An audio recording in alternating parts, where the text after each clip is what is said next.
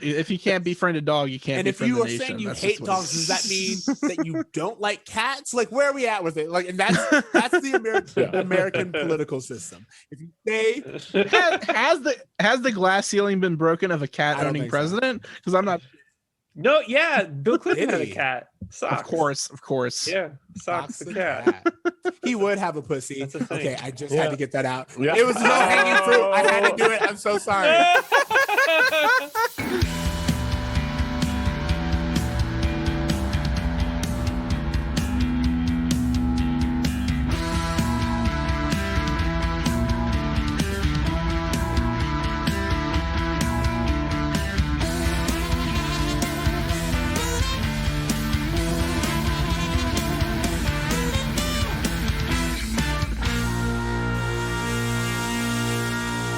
Honeys, we're home. Hello, and welcome to Sinclarity, a dinosaur's tale. I am your host. We're gonna need another Timmy, along with my co-host. Hey, I'm Ben Hand Up Me. Hi, Ben. How are you? I'm doing good. I got off work for today, and it ended up being great because I woke up with my power out because I live in New Orleans and it's storming. And then I left my house. I was just like, "Guess I won't have power today." And I went and got my vaccine. And then I came back, and luckily my shit was back on, so that was good. That's very good. I also forgot to put there in the front there. We're on episode 32. Fuck it, it'll work. Yeah. And today we're doing And the Winner Is. Yeah, which is a season 2, episode 21, if you're following the original release DVD run of the show. And I don't know what it is on Disney Plus. I can't keep up with them. They keep changing it. The series finale on Disney Plus is like 8 episodes before the last episode. It doesn't make any sense. It doesn't make any sense at all. And also, I don't know. Should we go ahead and just introduce our guests, Ben? Or yeah, we'll give more info about the episode afterwards. But all right, today we're joined by Tony Curtis and Ceej from the podcast Bro Meets World about the TV show, which is another Michael Jacobs creation, Boy Meets World. And welcome to the podcast, guys. Happy to be Thanks here. for having us. I'm so excited. I'm so glad me and him answered that question at the exact same time. So your listeners just couldn't hear either of us right off the bat. We'll pan one to the far left and one to the far right. It'll sound like that. It'll sound like a pink. We're all around you. Yeah. But we're expanding the J EU, the Jacob extended universe. I love it. I wonder, like, I know there's like we talked about this right before we recorded. I've noticed that there's a few Boy Meets World podcasts, but I'm wondering if there's anything else from like either TGIF or even Michael Jacobs creations that's being podcasted about at this point. I don't think that's a truly a great question. I haven't really dug into it too much. You would think maybe some of the more popular ones, Full House, Saved by the Bell, but I haven't personally come across any. But I will say many 90s shows are complete dog shit when you actually go back and view them. So a lot of them are just simply not worth revisiting. Yeah, they don't have the longevity like at all. That compared to like there's something about like I think it's Michael Jacobs, like he knows the writers to hire. I feel like he's very good at creating shows. He had a couple shows that weren't good too, but like he had like the Torkelsons and Hey, I haven't watched the Torkelsons in years, but I grew up loving that show and wanting like a bay window. What is with him in bay windows? I don't know. It's a I Didn't feel he like also do You Wish? Did he? I'm not even sure. Or Teen Angel, one of those? See, when I was a kid, I thought that the guys in Boy Meets World were also in Teen Angel because when I was 6, every guy on TV looked the same to me. So I'd watch all these shows in one block, and I was just like, now Corey's an angel, and they look nothing alike. He did do You Wish. Oh, interesting. He also did My Two Dads, which does not hold up. My Two Dads. Oh, really? Yeah. Shocker. Imagine being like in 2021 and be like, all right, we have a TV show. It's called My Two Dads. They're not gay. And also the premise of the show is that this woman who died decided to give her 16-year-old or teenage daughter to 2 of her exes that don't know each other. Is that legit the premise of that show? Yeah. One's like an artist and one's a interested. businessman, and they're like, whoa, well, they can raise a daughter together. Here, have my teenage daughter. Like, I don't They What were is law? What does television think law is? Like, do you like that. bequeath your child to whoever? Like, there was this woman who was really nice to me at the supermarket. I'm leaving my kid to her in my will. Yeah. Like, and she just gotta take it. There's nothing you can do. I'm dead. Yeah, I need law. to see a 2021 remake of just two fuckboys who end up with a baby. 2 fuck boys and a baby. That is a great premise. Get on the line right now. We are in Hollywood. Call a studio. They're gonna Right. the series ends when they end up leaving the baby in a hot car and the baby dies. Aw. That's the only way that show's It's gonna gonna get dark. Now I know. I'm working with the Snyder cut here. It's befitting for Dinosaurs, which is a series that does end with them all dying. So I mean, that's I just read that on Wikipedia. I had Yeah. no idea You know how the that? show ended. I knew that only because it's known as like it's a thing. really downer ending. Like, Mhm. I don't know if anyone watches BoJack Horseman, but in the show BoJack Horseman, they're always talking about how they went really dark in the final episode of his TGIF Yeah, show, and that is like the specific reference they're always talking about. that's really funny. I've seen a bit of BoJack Horseman because my sister was obsessed with it, but I didn't even get through the first season. I don't think.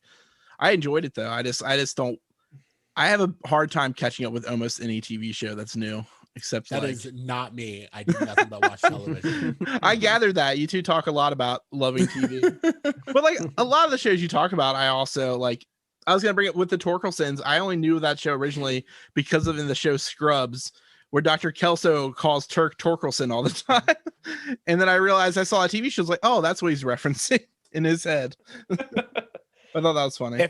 If I remember this correctly, the Torkelsons had 2 seasons, and the second season wasn't even called the Torkelsons. Like Yeah. they renamed the show. Like, Yeah. what a It's such mess. It's such a This is bad Michael name for a Jacobs. show. His continuation problems and continuality issues just stretch across all of his programs, it seems, because he thought no one would notice a title change. Yeah, I think one thing I remember, I think Jason Marsden was in that show. And then, Yeah. so he wrote the part Jason for him in Boy Meets World and was like, just call him Jason Marsden. Fuck it. Like, they literally gave him the same first and last name. He's like, that's who I want on the show. So just go with it. That's incredible. But, so what is your history, if any, with the show Dinosaurs? Okay, so I'm gonna go first because I Okay. spoke up first. But I used to watch it all the time when I was a kid. I remember like when it came back on Disney Plus, I was like, oh my God, I haven't seen this show in forever. And I got really high for my birthday, and I was like, this will be a great show to watch. And then I watched it and I was like, I should not watch this high. It did not make more sense, and that should tell you everything that you need to know. But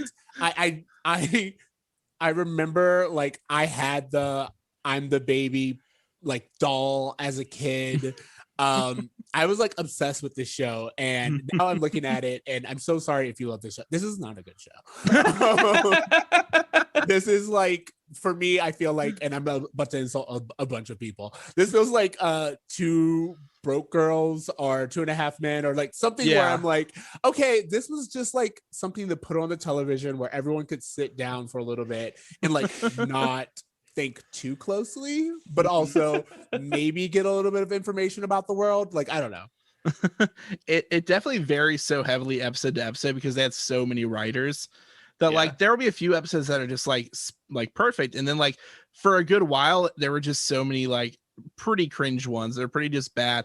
Two Broke Girls is a good comparison because I don't like that show.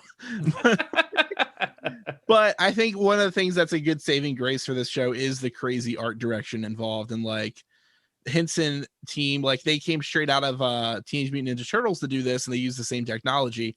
And it is pretty wild to watch now because it hasn't been done since then because it's impractical and expensive. It was the most expensive show on TGIF at that time. Yeah. Which is embarrassing, but This is Tony talking. It did have a Teenage Mutant Ninja Turtles kind of vibe to it, I will say. This was my first time revisiting this show since it aired, I think. I think I remember more of the TGIF promos for the show than the show itself. So watching this felt like a fever dream of sorts. I spent the first like like honestly 10 minutes of the show just being like, what the fuck even is this? Like, these are dinosaurs, yet they're people, and like I'm getting along with this, but there was just so much of it that seemed impractical for television, and that's I guess my overall takeaway from it. I think Fever Dream is a great description of this show, and then also like for me, it's like just a testament to how much cocaine was being done in the 80s. Like the number of things that you're like, how is this a TV show? Like who greenlit this? Like I'm not saying that I don't love creativity. I like the idea of it is amazing, but like knowing like the hoops you have to jump through to get anything on television, and knowing what makes it through and what doesn't is like amazing to me. Like I just found out earlier today that like Inside Man 2 didn't get greenlit. Like they were like, this is the most profitable Spike Lee movie ever. It has Clive Owen and Denzel Washington, and they're like, we don't need a sequel. But Dinosaurs, they were like, yes, please. 4 seasons. Well, I mean, this is like the early 90s. Where dinosaurs are probably the most popular the thing. biggest thing.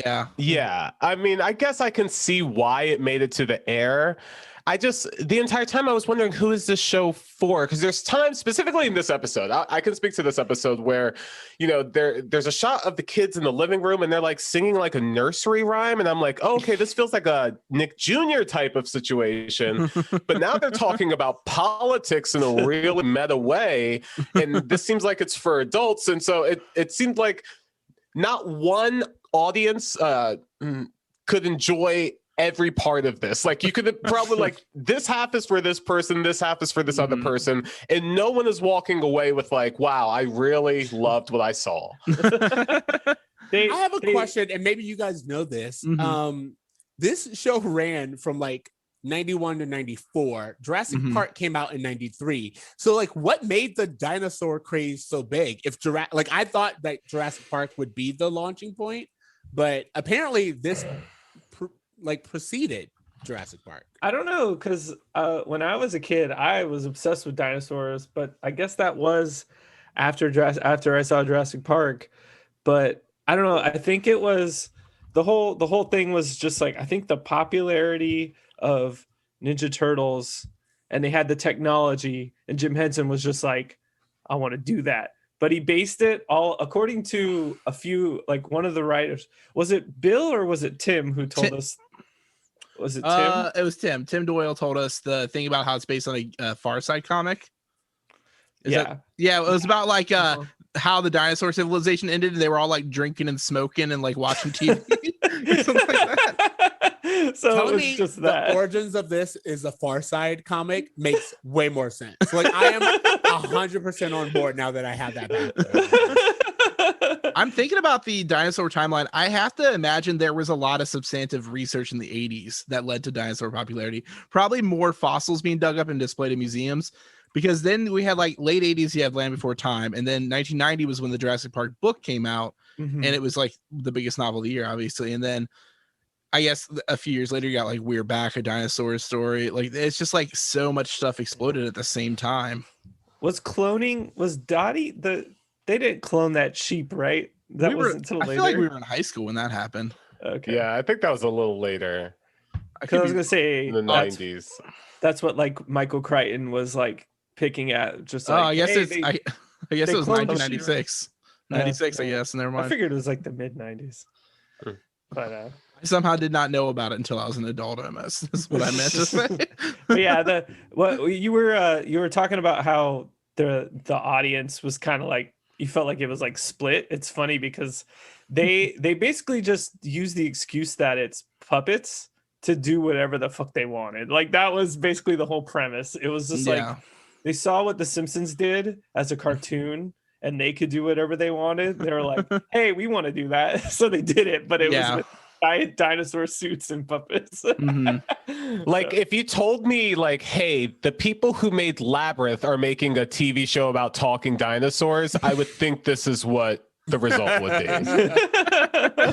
And like they specifically started like, all right, we have this Henson idea, that dude dead, let's give it to Michael Jacobs, who has a history of making sitcoms. Is a really weird move to me too. Like They're just like, take this, make it Roseanne with dinosaurs, and let's go. Let's see what happens. Like, Yeah, like, is this supposed to be like a dinosaur Archie Bunker? Like, I'm trying to figure out what the vibe of this is supposed to be mimicking.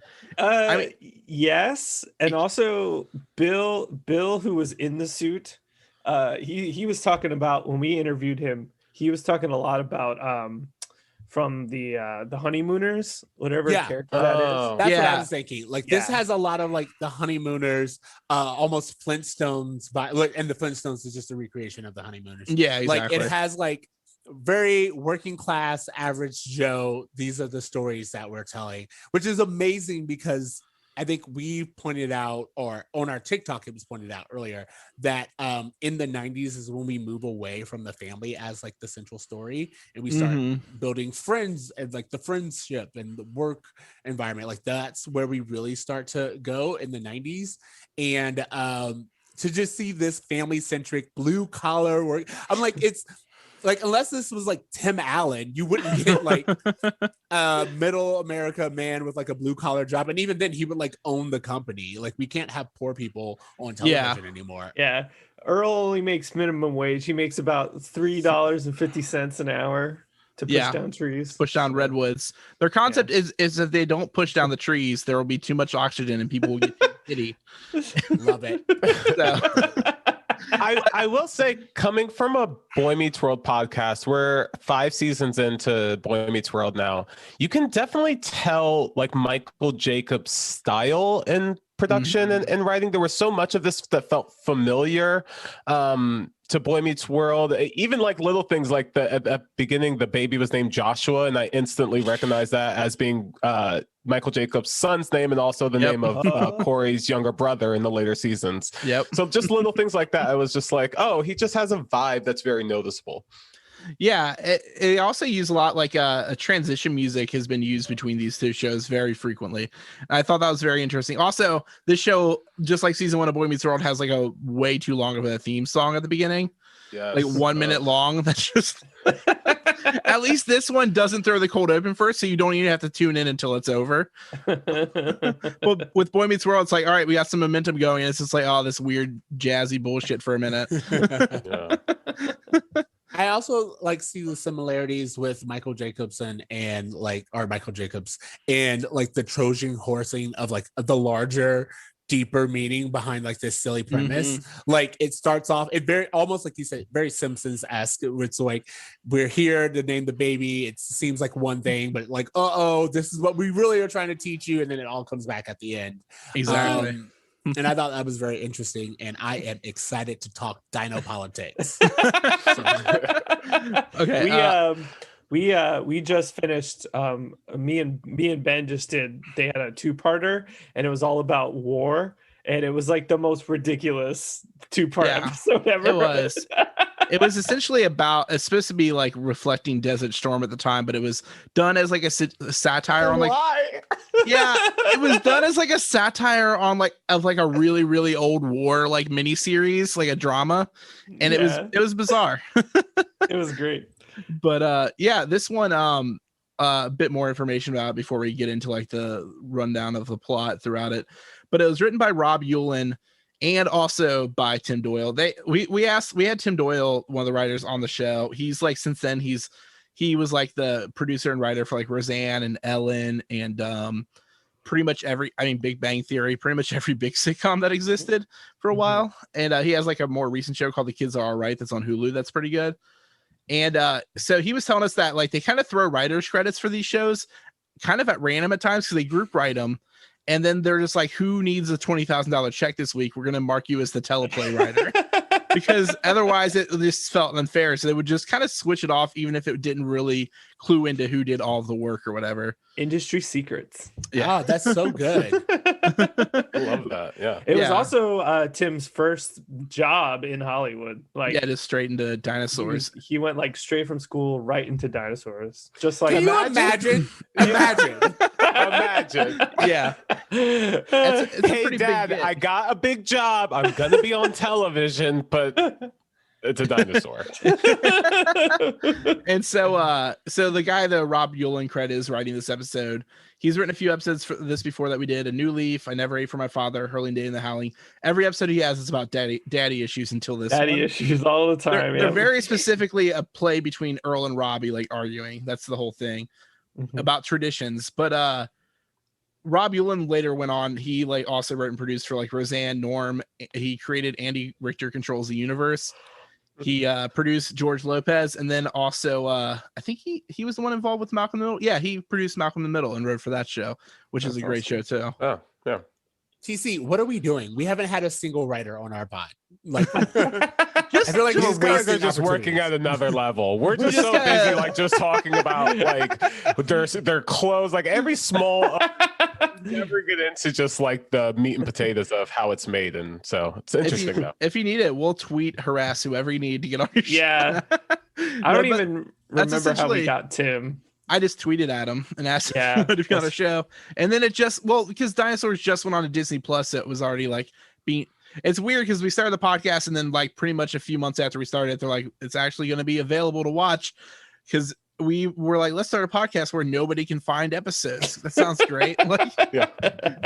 And Disney Plus cured that problem. So that's good. Our ratings definitely went up after that moment.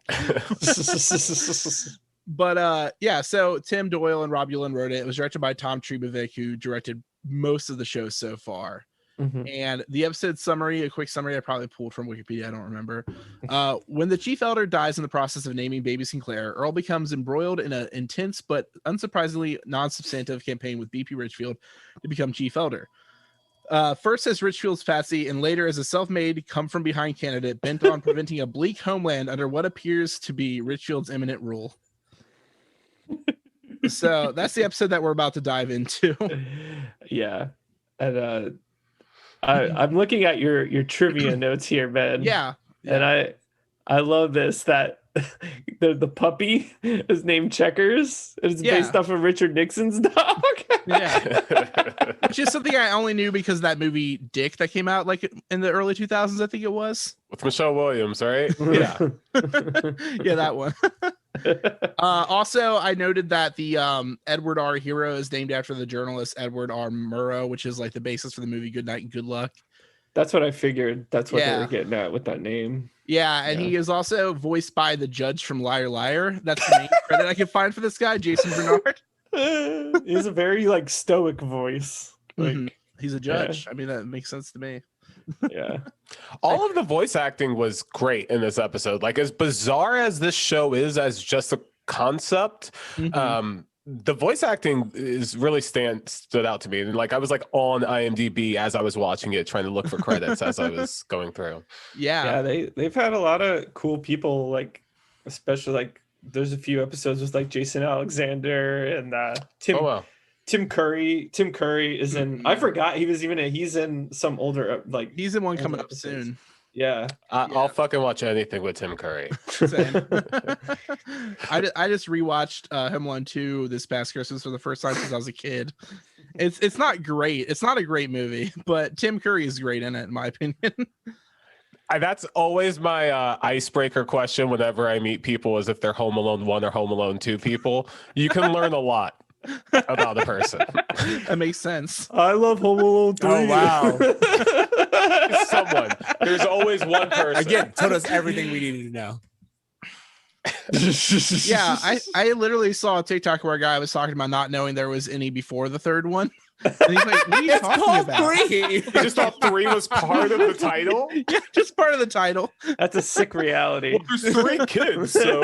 In all honesty, I think I really want to be there when he first discovers and sees the first 2, because that actually does make it like, if you picked up something in like the middle and you found out there was like before and they're in like connected. Yeah, I feel like that's an amazing moment.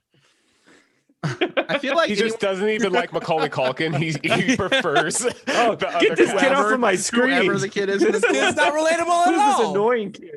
But I imagine any kid who's only seen the newer ones goes back and he's like, holy shit, this is violent. Like, Insane. Because the second Like one, dropping bricks on skulls. What? well, it's because in the second one, it goes from him defending his house to him kind of luring some guys somewhere to kill them. Like, that's Absolutely. really the plot if you get down to it. He's a Craigslist It's a game killer for him. Yeah, he's doing like a He got a kick-ass taste of thing. it. Like, he's Yeah. This like, kid belongs in jail. Lock that kid up. But I think the other any other trivia I had for this is pretty much all just about that guy Murrow was essentially famous for taking down McCarthyism, which is interesting. Yeah, I as a journalism major in college, I know all about that guy now because really? of that. Yeah, I had not heard his name prior to researching this episode. yeah. Like I watched that George Clooney movie. And Good stuff night and like good that. luck. Yeah. Yeah. A little bit of trivia that I didn't see anywhere that was listed, but if you know, like when they were like "It's Morning" in Pangea, that was an allusion to the "It's Morning in America" 1984 Ronald Reagan ad, and I was like, Yeah. they are going hard on making these comparisons. And I'm so ready to talk about it. Like, yeah, trickle down economics. Like, Yeah.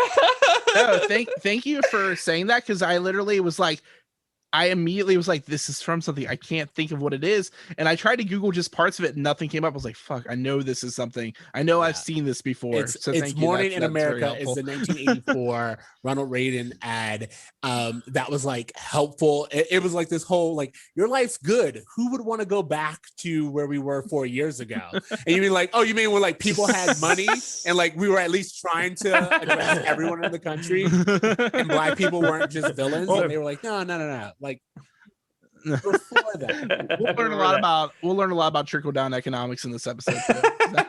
Yeah, Richfield, he really sums it up very nicely for us to understand. I mean, there's a compilation going around like last year of Richfield quotes right next to Donald Trump quotes, like videos, because they say the same things pretty often. And it's interesting because Richfield is George Jefferson, right? Like, Yep. So it's an interesting, I don't know.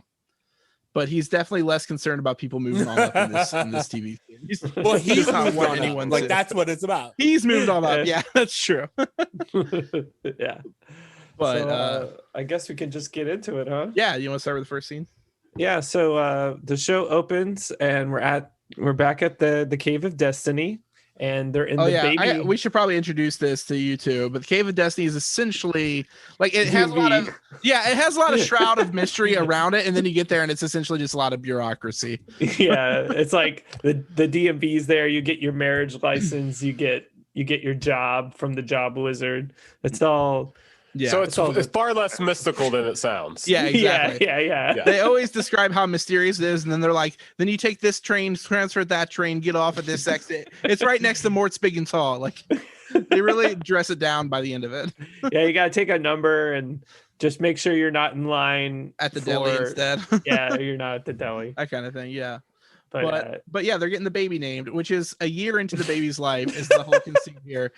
This is one of the things I thought was funny because like I remember constantly being baffled by Boy Meets World continuality, like even just small things that are obvious because it's set, like there being like the boys' room is now Feeney's office, is now this office, or their locker is now this guy's locker, like, but then just consistently like, you know, different Sean's different brothers and half brothers and sisters, and but this is a thing that this is like one of the first episodes they just do a quick thing where they're like, well, we've been busy for the past year because, and then they just start listing things that literally happen in different episodes for once. Exactly.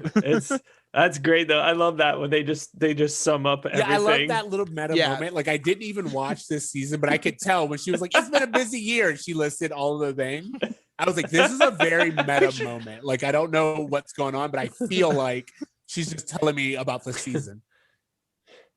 I have to be honest, guys. Like, when I jumped into this episode, I had no idea that there was going to be so much like inside jokes and political references and like all of this meta humor. Like this almost feels like we're talking about Community and its like complexity and variety. Yeah. But this is like legit a puppet show. And it's just kind of blowing my mind that this is where I ended up because it's not where I thought I would be. And Yeah. In all honesty, Kudos. I'm like looking at it and I'm wondering if this is one where it would now be like an adult cartoon. Like I just don't think we were doing cartoons outside of The Simpsons, and The Simpsons was seen as like the exception to the rule. So I feel like maybe they were like, well, let's try puppets and see what else we could do that's usually kid related, but we could like pull adults in. And I just feel like now it would be an animated show. It like if they remade this on Adult Swim, it would be a far better show. It's funny because when we were talking to writer Tim Doyle, he said he had recently got a call from Michael Jacobs about a reboot possibility, and I was like, holy shit. Like, and but we've heard from Bill Beretta, who we just interviewed. He's like the main producer on everything Muppets now. He said it would definitely just be CGI. Like they just can't afford it, and they haven't used this technology literally since this show. Like it was an intermittent technology that existed between like puppets and being able to just do everything on computers. So now it's gone. Yeah, it was basically like there was a person in the suit, and then a 40-pound computer on their head. Yeah, they had a computer on their head that moved the eyes and the mouth, and then off stage was someone controlling the eyes and the mouth, and the person inside the suit would communicate with the person that was doing the puppetry, and they were like delivering the lines that would later dubbed over by the actual voice actors. Unpopular opinion, this might be my favorite point in technology as far as movies and television goes. Like I so prefer this style over CGI in so many ways that I kind of wish there would be, even if we can kind of merge the two somehow, just to get kind of more realism. Because sometimes I'm watching like a Marvel movie and I'm like, this just doesn't look like the way humans move. And so it's not real. If we could find a way to do it in a costume way without like killing the person in the costume. So you're saying you found the dinosaur puppet more relatable? Okay. Yes. Yes. More relatable than Groot. But so yeah, as you mentioned before, there's a family in front of them in line. They get their baby named Joshua, which is more conventional. Yeah, which is this is more like a world building thing for me and Ben, but the parents in this scene are baby's actual parents in another episode where we find out that the baby were switched at birth. Yeah.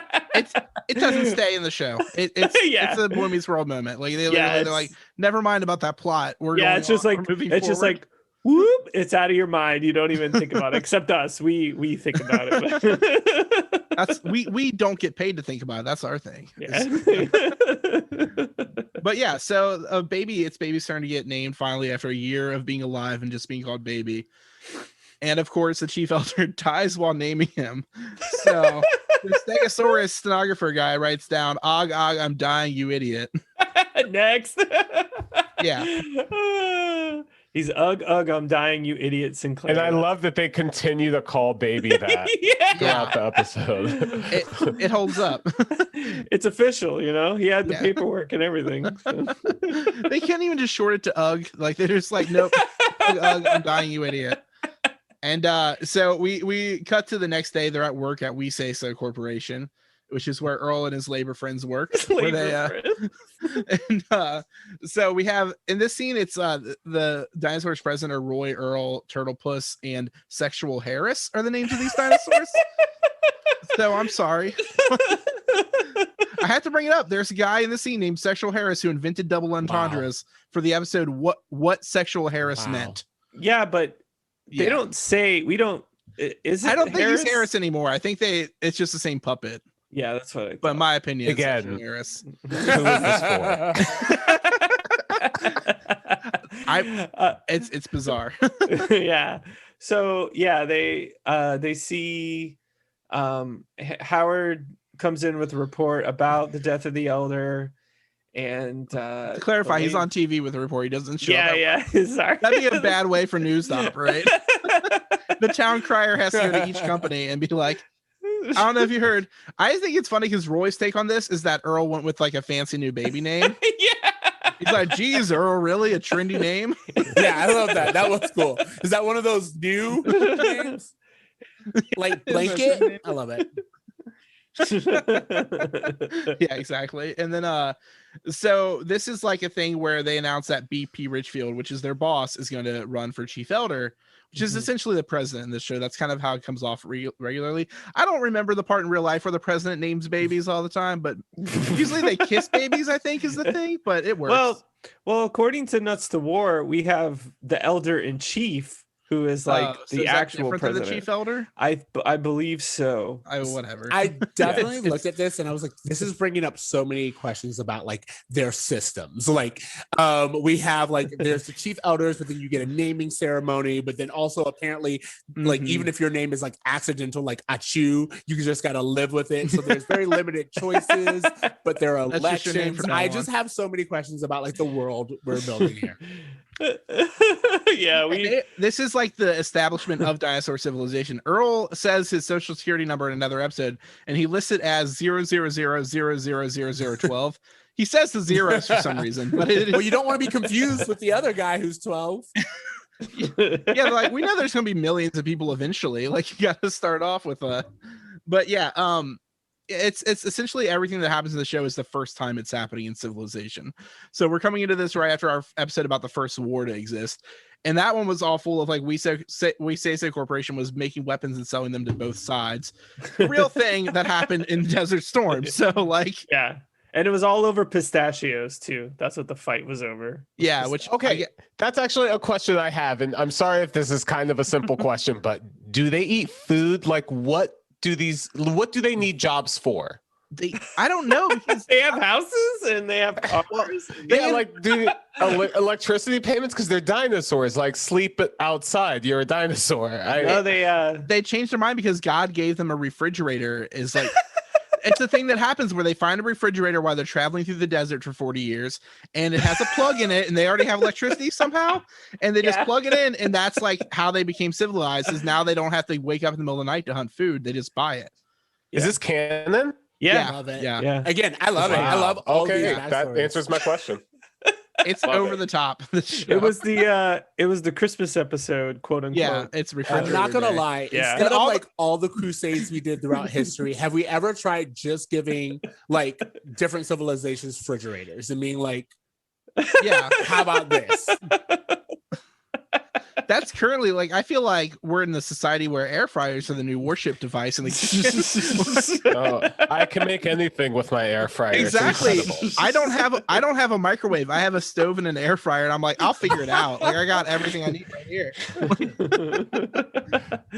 So while they're talking about Richfield on the TV, he calls everyone into his office. Well, it's a great setup for a sitcom here, is because it's like the newest elder. He has like the following statement to make, and he shouts like, "Get in here, you chunks of filth!" And Roy's like, "He's gonna need a better slogan than that." Just again, Roy chimes in with these really he's like the dumb funny one. That's his whole role in the show. But they're all also dumb, so I don't really know if that's just his role. Yeah. So they all fit into Richfield's office, and he's like, as most of you inbred green garbage probably heard, there's going to be an election for elder, and I've decided to run. It's funny to me, inbred is the least thing that they are, because if you look at their family, none of them are the same dinosaur. Like That is genetic diversity if I've ever seen it. Interesting. Yeah. Yeah. I actually, in one of the first episodes, I compare it to the fact that I thought Corey Matthews looked nothing like the rest of his family. I was like, you have this young Jewish boy and this family of like waspy white people from suburbs of Philly.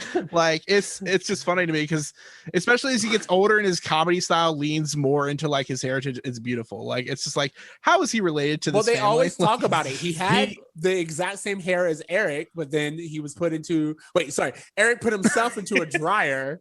Yeah, Eric. Yeah, and it just straightened out his hair. So it explains his brain going downhill slowly as well. It all adds Well, up. also, Corey doesn't look anything like his parents, but he also looks a lot like Michael Jacobs. So I don't know if that was just It's very clear.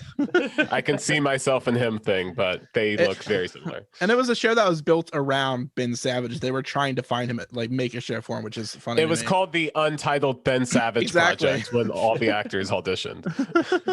A quick side thing on that note is I did with a friend of ours record a pilot for a Boy Meets World podcast we were going to do like a while ago, but she has not kept up with me on it, so we did not get to go anywhere with it. And it's worth revisiting. It's funny because our ending was going to be what is your exact same ending to your episodes with the I don't know what it is, the Feeney quote. Dream, try, and do good. Yeah, that's what we ended our little pilot. Well, that we beat you to it, so exactly. And we didn't even know. We would have come out and been like, damn it, we're just so unoriginal. And we would have come back with a cease and desist.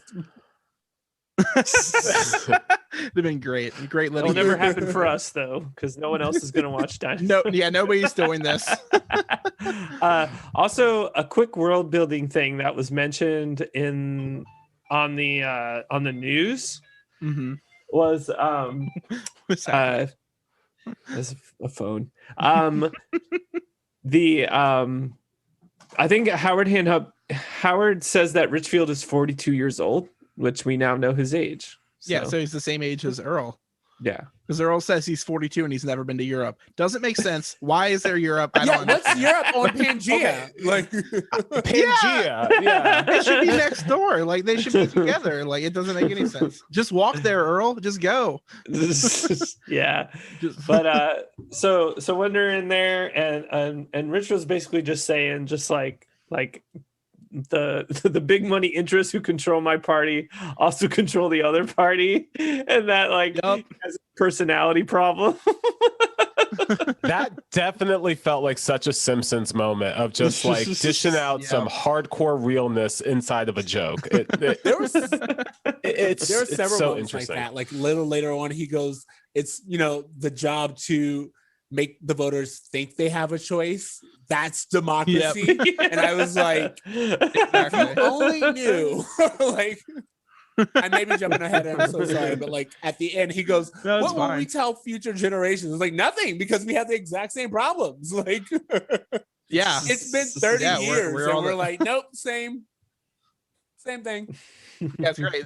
Yeah, this would have been like, it's clearly just all targeted at Reagan, even though it's now H.W. Bush's term during the show. But yeah, I mean, it does feel the same way. Like DNC will come out with candidates that are just like, this is who you're choosing. Like, because they knew that all they needed was not Trump and they were going to win. Like, that's the goal. Like, choose not Trump. And the name recognition was the whole pool. They're like, people know who Biden is. In the South, people know who Biden is. That's the thing. And like, it's so bizarre to me that Biden could get elected is literally by the fact that it's like, well, it's better than literal Satan. Like, that's our and not option. Even that much better. Like no, subversively better. It's better if you're not paying attention and if you don't know anything. I'm still waiting on my stimulus check, Joe. I'm still waiting on my $1,600, Joe. I meant He's even listening like right voting, like the votes. He didn't win. Like he won by a lot, but like also he should have won by way more. Like half the country was like, oh. I don't know. He's old. Yeah. He's old. The other guy know. gave us a pandemic and an economic crash, but yeah, the other one's Joe. So toss up. Yeah.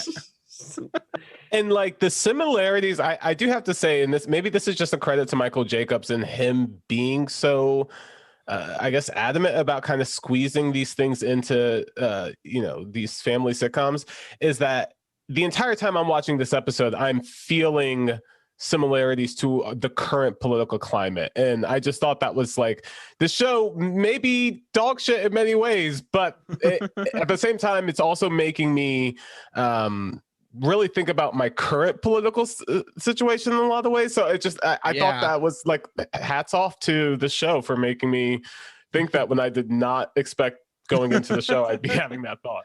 Yeah. When Ben was talking about this is like an aside, but when Ben was talking about their coworker, Sexual Harris, that character is from like one of my favorite episodes, which is it's basically about the Anita Hill trial in like 91. And like, which is and wild. it's like but it's still just as relevant as before. Well, and like, yeah. Well, because it's in the great. episode, it's this their neighbor Monica gets a job at We Say So, and she's sexually harassed the whole time she's there by this guy, sexual harass. And then she takes him to court, and she loses the case, and still doesn't have her job, doesn't get a settlement or anything, because that's what would happen. And it's just like, Jesus Christ, like that's still what would happen. Like that's a few not things good. that I want to point out. One, you know who was involved in that trial? Joe Biden. So bringing it full circle. Yep. Exactly. Two is you have a world where dinosaurs are puppets who have electricity because they plugged in a refrigerator into like a rock. You're getting it. And yet, you got it. Yeah. The best we could do is like, that's life. Like, whether it's 10,000 BC or 2010 or 310, it will still, like, women just have to deal with harassment. That's the world we live in. Things will never change. That's really sad. And then finally is one of the things that there was like a meme that went around not too long ago that was like, The Simpsons didn't predict the future. We just haven't changed any of our problems since the 80s. Exactly. And that's what I see with this. It's like, if you can say, hey, that TV show about sexual harassment still lives today, that means we've done nothing to address the problem. It could have just been written today. It's so wild. Like, obviously this show written in 1992, it gives it more like a lot of the jokes that don't hold up or whatever, they were good when they came out type thing. Written today, this would definitely be very lousy in comparison to anything, because it's all, these are all tropes now. These things get relived. But the prescient value of it is mostly sad. Like it's always feels like you're watching, you're like, that's interesting that this really holds up. You're like, oh fuck, this really holds up. Oh no, this really holds up. Like it's not good. It's to use your term, there's a lot of bruh moments in this episode, I felt like. Absolutely. And so basically Richfield is just like, okay, so they want me to put like the dumbest person we can find to run against me. And he's just like asking everyone in the room, is like, who's the stupidest? And Earl asks, Richfield uses the word asinine, and Earl, I don't think he even knows what that means. So Earl is just like, he's just like, yep, you're the one one getting nominated. So yeah, Earl can't help but speak out enough to get himself into trouble. It's just what happens with him. That's why he's a perspective character, unfortunately. Yeah. Yeah, unfortunately. And then we cut back to the house, and the Charlene and Robbie are playing the name game with Baby. See, the thing I do enjoy this, because they're clearly like, immediately when they started, I was like, oh, they're setting up the fact that you can't rhyme ugh, I'm dying, you idiot. like they're doing the Robbie Bo Bobby. It's like, okay, this is obvious. And then it just gets the Baby, and they try it for a minute, and like really like longer than they need to try it. And they're just like, I'm sorry, man, we can't, like can't do it, buddy. Yeah, and Fran is just worried that like the name will be traumatizing, and Ethel's just like, it's okay, just remember your cousin Achu. Yeah, and then of course her classmate, which was Burp, excuse me, woman. Which baby repeats it and calls that guy a loser, because I'm better than that. He burps and calls him a loser.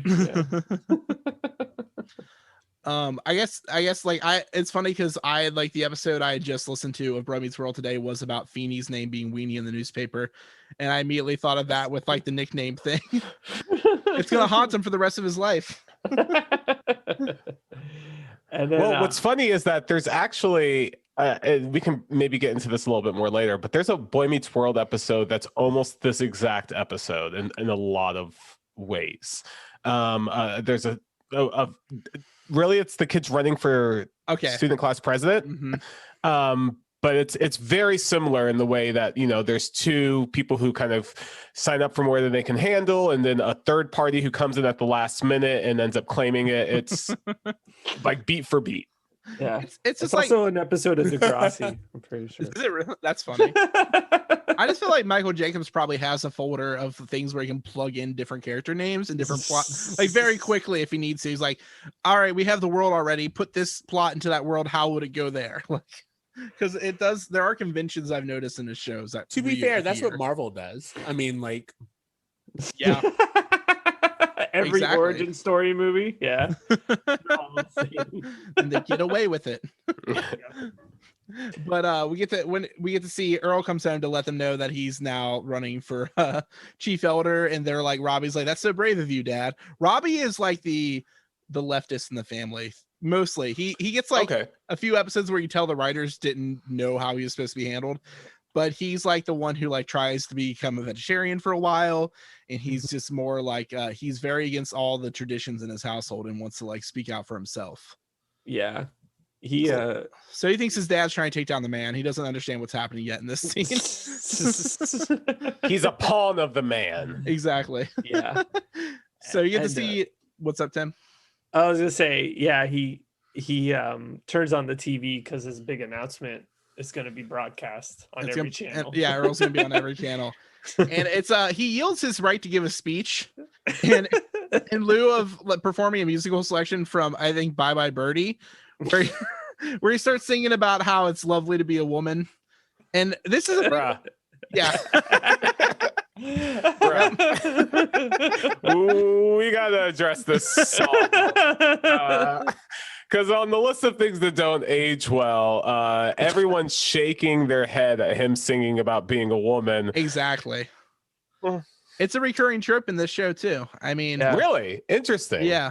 He in the last one we just the war episode, him and Roy dressed in drag to perform at the USO as the Andrews sisters. Yeah, it's like a whole thing.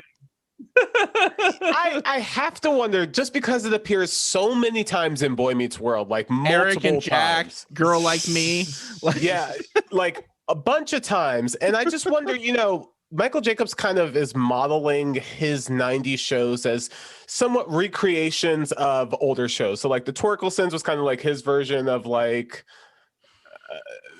I'm blanking. Boy Meets World is kind of like his Happy Days. This show kind of feels like his Honeymooners. Yeah. And I wonder if this was just the trope that appeared in those shows that he's like kind of paying homage to, like, oh, this is like that time that Richie and Fonzie had to, just maybe trying to harken back to these jokes from these older shows, just because I have to say, when I'm watching Boy Meets World, there's a huge Happy Days influence that I'm feeling when I'm watching it. Mm-hmm. And the same way, I guess I kind of got the Honeymooners vibe from this one. So I was trying to think of an excuse for why it appears so many times as this running gag of just like a man in a dress, because even in the time period, it's just kind of low-hanging fruit. Like, it's just not as funny. It's not a smart joke. They could have made him seem ridiculous, from a political standpoint in a lot of other ways. Any song he sang wouldn't have been the time to sing a song. That's the thing too. Yeah. But also, like, it's funny because there's an episode where they're like kind of looking at the show through a paleontologist perspective, and he's describing gender roles in dinosaur society, and he has a board that says male and female, and it's the same T-Rex, but one's and so, which I'm just like, okay. So what's funny, like, and maybe I'm just used to like our generation of like Reddit and world building and like CinemaSins, where I'm like you have amphibians or like reptiles that change genders, and so like there's a way to do this. Life finds a way. Sense. I mean, like Jurassic Park, the whole thing is like life finds a way, as you pointed out. So like, why not just do like a little bit of research? Like, I was gonna say Google, you didn't have Google back then, so like what was it called? Encyclopedia Britannica. Like, open up to the dinosaur page, read just like a rundown, and you would have the material that you need. But like, maybe we just weren't asking that of our writers of the time. Yeah, I thought about it too, because there's an episode where they talk about pistachios, and they literally say like something about pistachio trees or bushes or whatever pistachios are grown in. And I'm like, they probably literally wrote that because they were in a writer's room and they're like, how are we going to know this answer? We can't. It's 1991. What are we going to do? They couldn't go anywhere. There was nothing they could do about go to a library? No one has that kind of time. With all this cocaine in front of us, we're not leaving. 20 more episodes to write today. Exactly. Hey, quick side note, I had no idea they made so many episodes per season. For whatever reason, I was thinking of this as like a 12 episode season show. I didn't realize they were doing like 20 episodes of this. Yeah. Like, Jesus Christ, how hard were they working It to is get this insane. thing on air? It's, Look at it's it again insane. and ask It's that same question. Like, Well, just from an animatronic Characteristic, standpoint, yeah. like getting it all done from the puppetry and all that just seems so complicated to do, even for a movie, but to do for 22 episodes, like that's incredibly impressive. It was like 16-hour days, like Yeah, that's what people like throwing up in the suits and passing out and that stuff. did happen Ooh. with. Okay, so Robbie and Yeah. Charlene, the people in their suits, were in Donatello and Michelangelo suits in Teenage Mutant Ninja Turtles, and Leaf Tilda in the Robbie suit did throw up in his Oh. costume once, and it's like the worst case scenario, I'd imagine. Yeah. The guy in Bill in Earl's costume, they built a seat in the costume for him so he could sit down during the scenes because it's so much that he was on there for. And that's why Earl's got like, he's so thick in the back, is there's a whole chair in there for the dude to sit Oh, down. I just thought he had ass. Yeah, exactly. yeah, what is about Dino Dick? Like, I just want to bring that back up. When I said earlier that life finds a way, I had to stop myself because in a recent episode I said that freak life finds a way because we spent like a long time talking about like if George Lucas went back, like we knew we didn't have the technology at the time, but we wanted to make them all have giant dicks, like or Steven Spielberg rather in this instance. It was part of the original vision. We just like Jurassic we didn't Park know was what supposed to be the Wookiee dicks looked like at the time. Exactly. Yeah. So Earl sings the song and Ethel. So this is a part me and Ben were kind of getting into before we recorded, is that so Ethel's whole thing is that she's basically like the stereotypical like mother-in-law. Yeah, TV mother-in-law, let's be real. Yeah. Mother Winslow. Yeah. And yeah.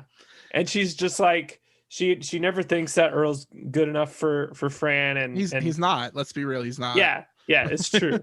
he's a bad husband. Earl hates her, blah blah blah, buries her when she's still alive, and so his mother-in-law, not his wife. Yeah, not much better. Then not that, much then better. That's fine. If it's the mother-in-law, it's fine. I think it'd be way more traumatizing to see a TV show where they're like, yeah, he just killed his wife, it's fine. Like, so she hates him. So me and Ben were like, murder her. yeah, exactly, pretty much. He thought she was dead, and then he buried her in the backyard. But he never checked. He never checked to see if she was actually dead or not. Well, his version of checking to see if she was dead was to set up jokes for her and see if she could go for them. Like he like mentioned, like I have half a brain to do this. To wait for her to say like, yeah, you do, and then that's clearly she has to be dead because she didn't rib on him. That's dinosaur logic. Like, what are they gonna do? I know logic. So they don't like each other, but all of a sudden, like Ethel is like embarrassed to know Earl when I feel like she would be so happy to see him embarrass himself on TV in front of everybody. But instead she's like, oh, we gotta move. Pack up, kids, we gotta move. I also wonder if he did become the chief elder, if suddenly she changed her tune about him because he actually has class status, because that's her whole thing too. Yeah, she She's doesn't class like traitor. her. Yeah, she doesn't like her daughter dating. I'm a tree always pusher. interested in these like tropes because you're like I think back to like the Flintstones movie and the fact that like Wilma's mother was like all about status and like Fred being being notable, and that always makes me think of like what the culture we were dealing with then is, like a bunch of men who like you have a hot wife, but for some reason that's not enough for you. You also need your mother-in-law to appreciate you. It's like you already won. You have someone who everyone's like, no one should fuck you, but she's willing to. So you somehow won this race, and they're like, yeah, but my mother-in-law doesn't appreciate me. It's like no one thinks this should happen. So take the win. Yeah. So we all agree Fran's a dime piece. I just want to get that clear. Yes. Fran, I don't know if you pulled this one. That's Jessica Walter voicing Fran, which is great. That's the most noteworthy one, is Lucille Bluth, or whatever her name is in Archer. I can't remember, but Archer's mom. Can I ask a question? Is Baby part of the pilot, or does Baby come like after? Like, Like, do we see them fuck? Like, do they fuck? Like, The very Or are they first just episode, I want having- to tell you because I watched this again. Hi. The very first episode of the series, I believe, is like the baby telling the story of like how he came to be, and like you get this whole backstory. But here's the thing that was so messed up about it, TC. I'm so sorry, you guys. The thing that's messed up about it is he's talking about how his life was almost good. He quit his job. He was about to go live a really good life. And then his wife was like, hey, by the way, I have an egg here and we now have to provide. And he was like, fuck. And then he had to go back and apologize. And that's the story that he's telling the baby. He's like, yeah, my life was almost set. And then you came along and I guess that's all right. I mean, like I could have been parasailing in Europe. On the other side of He could have been in Pangea, Europe. but, like I can't do that anymore. He's never been there. Wow. He even says in that episode that Robbie's 14 and Charlie's 12. He's like, they're already as grown as they need to be. I'm done raising them. He also says he hopes that baby's egg is a dud, which is a miscarriage if you really pull that apart. I'm like, Wow. amazing father that we have here. Like, that's amazing husband. I What the hope fuck? it's a dud. Yeah. That's- Also, a quick, just a technical note talking about the first episode. When we talked to Tim, he told us that originally the first episode didn't have the baby till like halfway through the episode, and like after they introduced the baby, all the like higher ups, the Disney people and stuff, and Michael Jacobs were just like, no, the baby needs to be in every scene. It's like the baby needs to be in the first scene. So they had to go back and restructure it shoot, afterwards. They had to go back and shoot those scenes where he's talking to the baby because the baby had to be in the first shot of the show. And every show. Well, that's because Michael Jacobs knew that was like, as we said, that was their Urkel. That's their like money. It's even referenced, like his nickname is referenced in another episode when they're giving them nicknames as Baby 2995 Sinclair. like they're aware of what they're doing with this. Yeah, like and they would have to like the writers would have to like force him into an episode, like regardless if he had anything to do with it.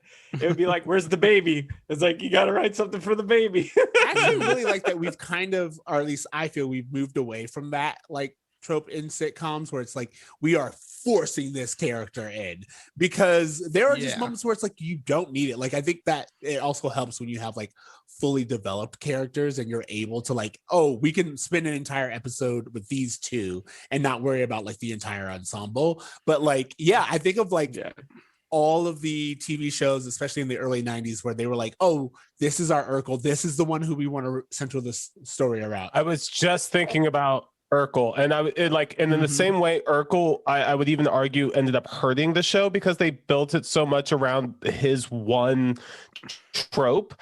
I mean, I haven't seen Dinosaur, so I don't know how much the baby ends up playing into every storyline. It doesn't seem like it's affecting it as much as Family Matters, but that was something that like I think ended up ruining that show for me.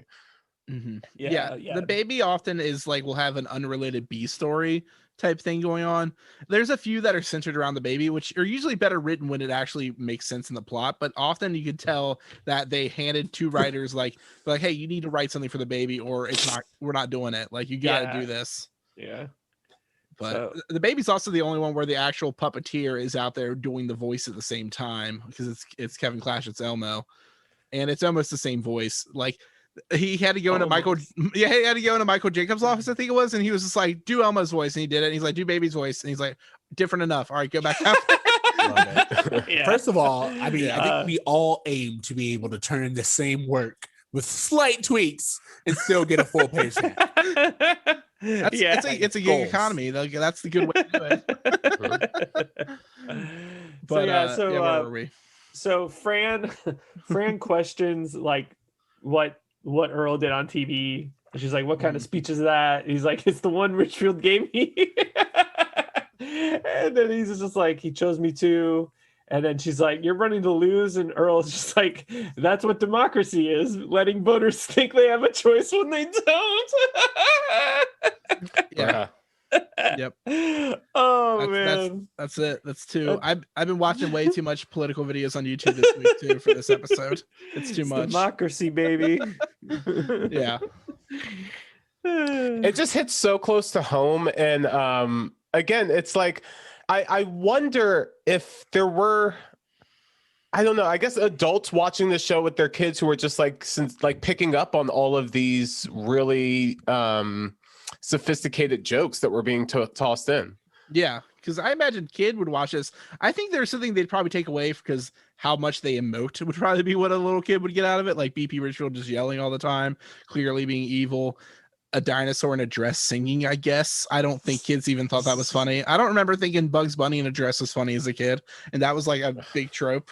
So I don't know. So we get that whole thing. We find out, the family finds out that Earl's a patsy for, you know, the deep state or whatever. Yeah, he's the cabal. No. picked to lose. Yeah.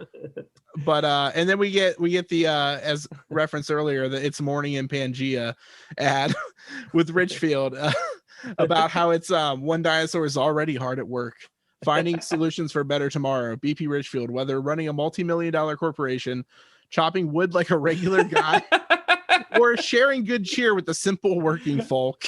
Yeah, which is great because then it has Turtle Puss in the bar, like, and he like wipes his mouth. He's like, all the guys I work see him as a member of the family. He comes to my house all the time. My wife calls him honey, and my kids call him daddy. He has a side family. He has a side family. He is left. Oh my god! So like this great. is like amazing.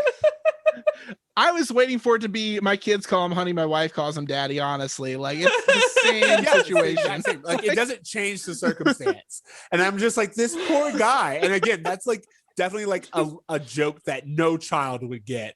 But like any adult paying attention, CC is back. Wait a minute, what? Yeah, that was one of my favorite parts in the episode. I mean, yeah. BP Richfield, he cares so much it hurts, is his new slogan for whatever reason. Yeah, and that slogan, by the way, almost sounds eerily similar to "Nobody cares more than me." Exactly. Doesn't it? Like have a very Trumpish type of vibe to it. Oh yeah. Yeah. I'm the best carer. Nobody cares more than me. Yeah. So this is on the television while Earl is laying in bed, and he changes the channel, and it cuts to a TV interview with Richfield and Edward, our hero, and he's like, when he cuts to him, he's like, "Thank you, Howard." He's like, "Mr. Richfield, in the last 24 hours, your public image has undergone a radical transformation from a savage, bloodthirsty killer to a kinder, gentler BP Richfield. Isn't that just a shameless, cynical ploy to trick the public into loving you?"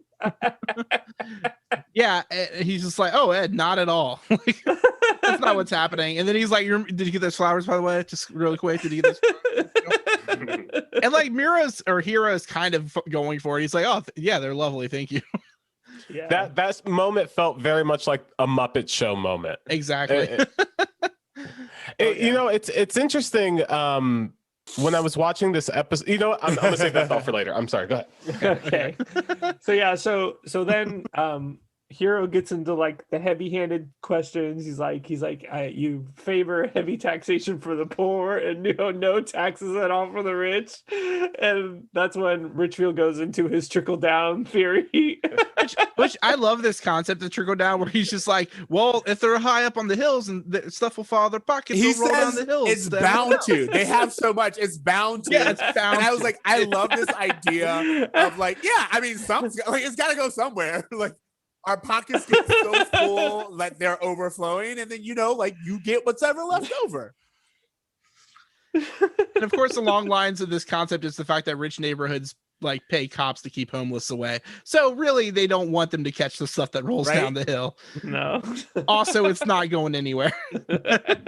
That wealth stays there. But yeah, so he explains this is the parallel to Reagan, like is definitely the trickle down thing that he explains real quick. Yeah. And also he wants to get rid of child labor laws because he's the education candidate. And children love to work. They love to work. You fit so many 6-year-olds in a tiny mind. Like it's crazy. I wonder how this political opinion played at the time. I wondered if this was like a popular understanding that Reaganomics wasn't working. Was half of America still kind of torn on it, or kind of feeling like, because I can remember watching like Family Ties episodes where like Reagan was like a damn hero and are presented as such. And so I just wonder, like in the cultural zeitgeist at the time this episode aired, how popular Reagan still was.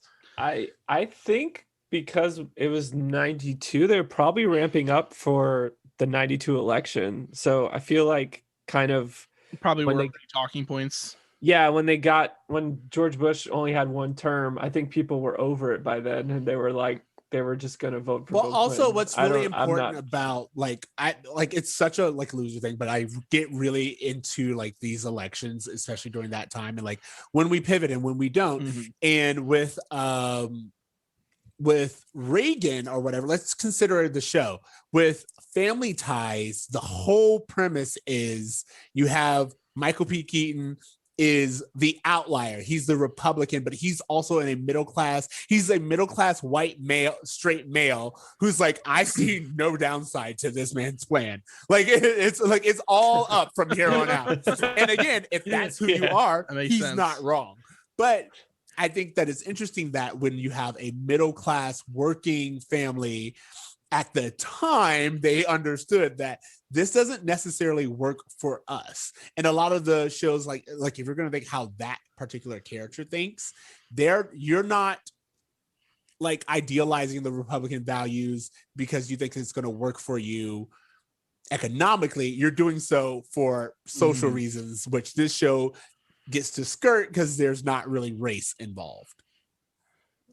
Yeah, they kind of go like with it's funny because they do like a parody of a anti-Dukakis ad from the 90s in another episode where they say because Robbie has like created some big invention that's going to help the world, and they're like trying to like discredit him so they can sell more energy, and they're just like it's also Robert Sinclair has never denied favoring furloughs prisoners, and it's like, oh no, because like the ads at the time, that was the whole thing, is like those were notable ads for driving like race-based politics, for being like they would just show a picture of a black man on TV and be like, prison furloughs, they can leave the prison for a weekend, and it's just like all these scared white people. It's terrible.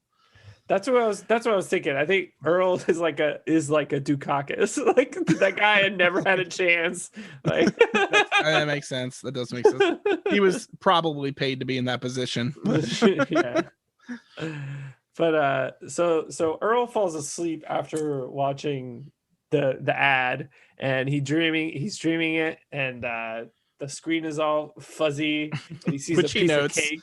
He mentions that's how he knows he's dreaming. He's like, "What's all this fuzzy stuff?" He's like, "Oh yeah, I'm dreaming." Like, his peripherals gone fuzzy. He's like, "Oh, this is a cake dream," and he's really excited. And then the doorbell rings. He's like, "Oh, that must be the centerfold girl." Instead, it's his wife. But instead. Oh no! His worst. You're not supposed to be here. Boo! The marriage is terrible. This is a dream. We want new pussy. I am amazed. Like this, I think TC and I have talked about this in our podcast. But like the number of like guys who hate their wives in television show, like they hate they love them, but also it's just like, oh man, can you imagine having to be around this all the time? And it's like, yo, that's your wife. That's so bizarre. Yeah. No one made you get married. Like you can leave the situation. It's like you're gonna have a net loss probably, because it's always the guy who's bringing nothing to the table. Like, and usually again, it's like you're a white dude, like a middle class white dude. What are you complaining about? But so yeah, he's interrupted by his wife because his conscience is taking over his dream, essentially, because he knows he's doing something that's bad for the world. He's gotten to this point in his character development, I guess. And so his conscience is like, you don't deserve the cake dream, and like, come with me. And then we get this like dystopian, but not just it's current like future that he goes to witness with like babies out on the street begging. I think it's funny because baby sneezes and says "achoo," and I was waiting for a callback to like her. That's because you have the mind of a TV writer. like exactly. That would have been a great callback. I would have loved this episode 10 times more if Achoo made an appearance the moment the baby sneezed. Yeah. You're like, oh, you're Fran's son. Oh, like just keeps going. But no, they missed that. It's just baby begging on the side of the street and being ignored by the passerbys who say he wouldn't want a home if you gave him one. Which I was just watching a bunch of stuff about anti-homeless propaganda in the media, and that's like so prevalent is like this thing where if a homeless person does any crime, it's usually the crime of trying to live in a place they didn't live in, which is, you know, obvious. And but it's all, you never see a thing that's like homeowner does this. It's like, it's only if they're homeless it's mentioned, because they're driving a point. They're trying to do something to these people, and it's fucked up. So baby's experiencing homelessness now. Yeah, because Robbie is selling his pancreas. He's selling his pancreas for food, but they also had to sell the house because Richfield lowered the minimum wage to 2 cents a day. Mm-hmm. But Charlene just wants to eat Robbie's pancreas, is what we learned in the scene, and his spleen. She says that she chases him away. But she's known as a vicious carnivore, which is weird for a triceratops, but whatever. Yeah, why would you not make the triceratops the vegetarian? I mean, like, I don't want to go into it too much.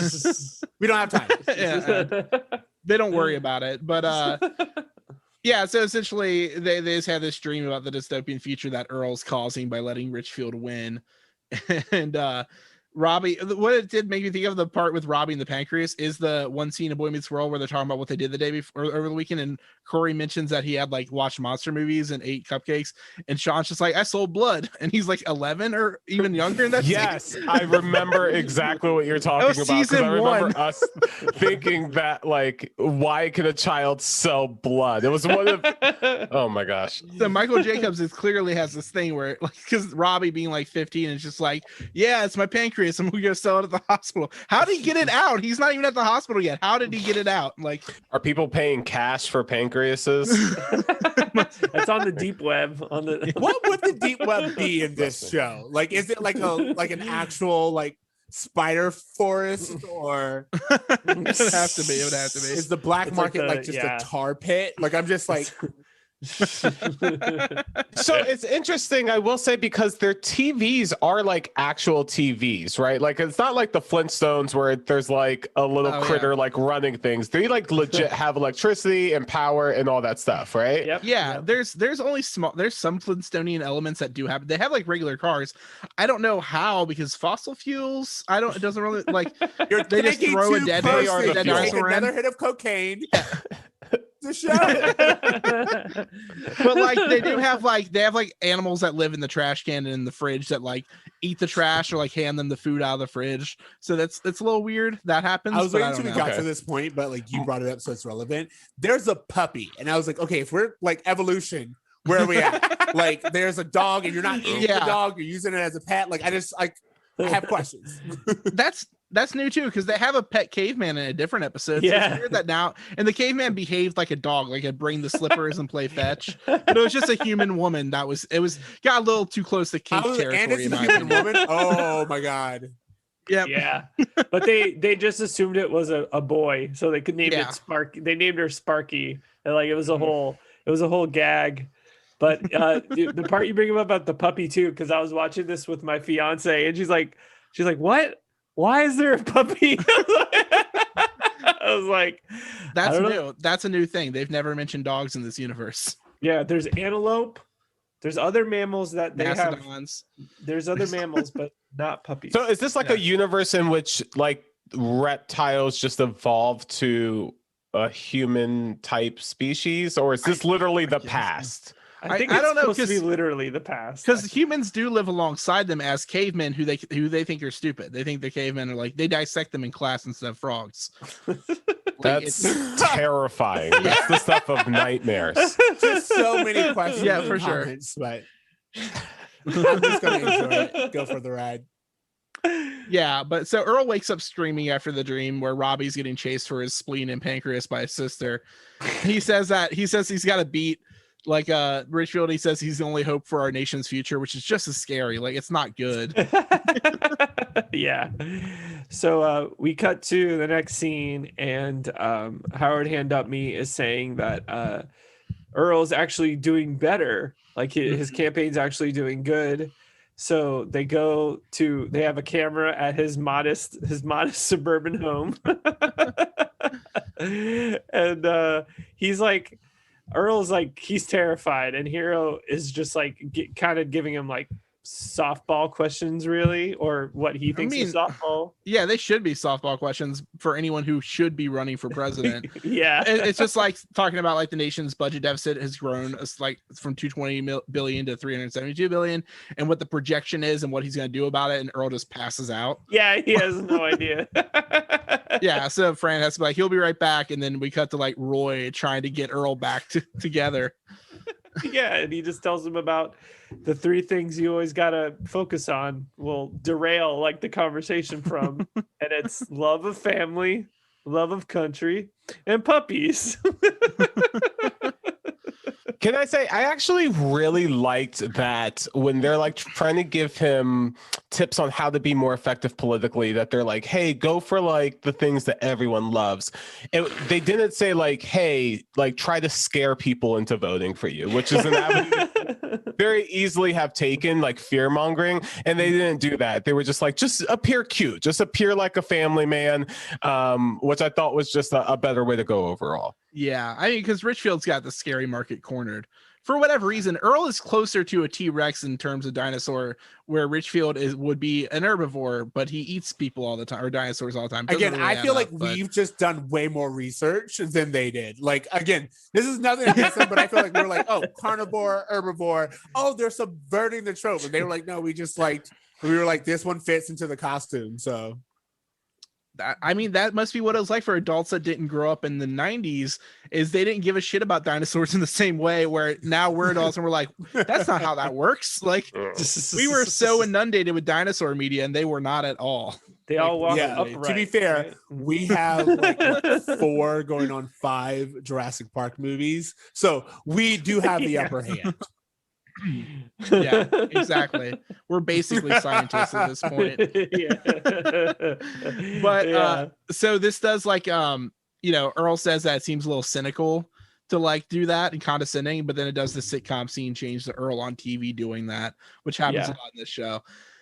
But so he's just asking him like how to deal with the politically explosive dilemma of like having to raise some taxes to deal with the deficit. And Earl's just like, my family's fine. Thanks for asking. And like introduces him to Robbie and asks Robbie how the team's going. And like Robbie's not on a team. He does wear a Letterman jacket. That's Robbie's fault in my opinion. But he's not on a team. Yeah, no, he's not on a team. He's probably a band kid, probably in the band. Yeah. And then the upside down picture of Charlene is also pretty great. Yeah, did he not trust her in this scene? He's just like, you know what? He just throws it off to the side. She probably didn't want to be there because there's cameras there. Because they embarrass her all the time. She doesn't like to be embarrassed on television. I mean, to be fair, very few people do. Yeah. And then he introduces his baby, I'm dying, you idiot. And then and then the baby's just like, I hope you lose. Like,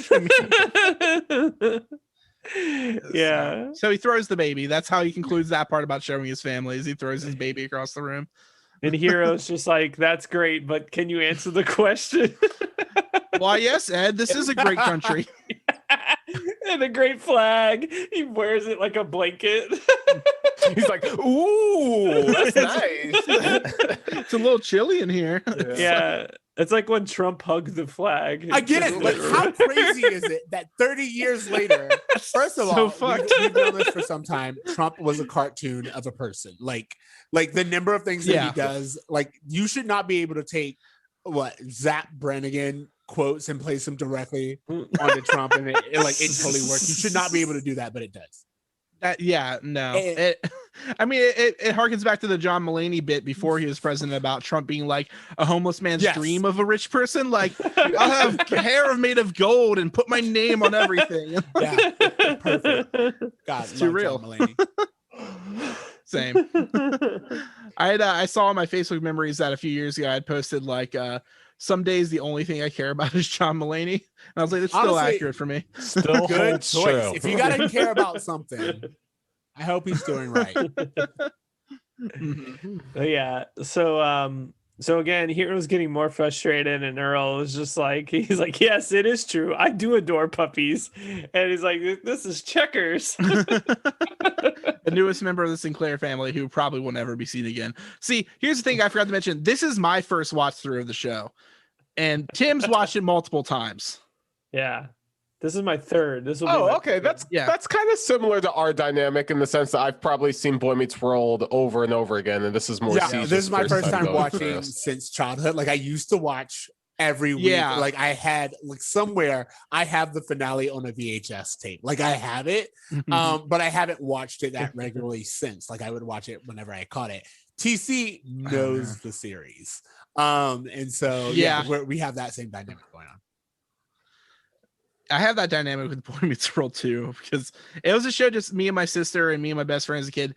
Every time there was a rerun, we'd watch it every single time just growing up. And then once it was finally streaming services existed and it was on that, I did another rewatch as an adult.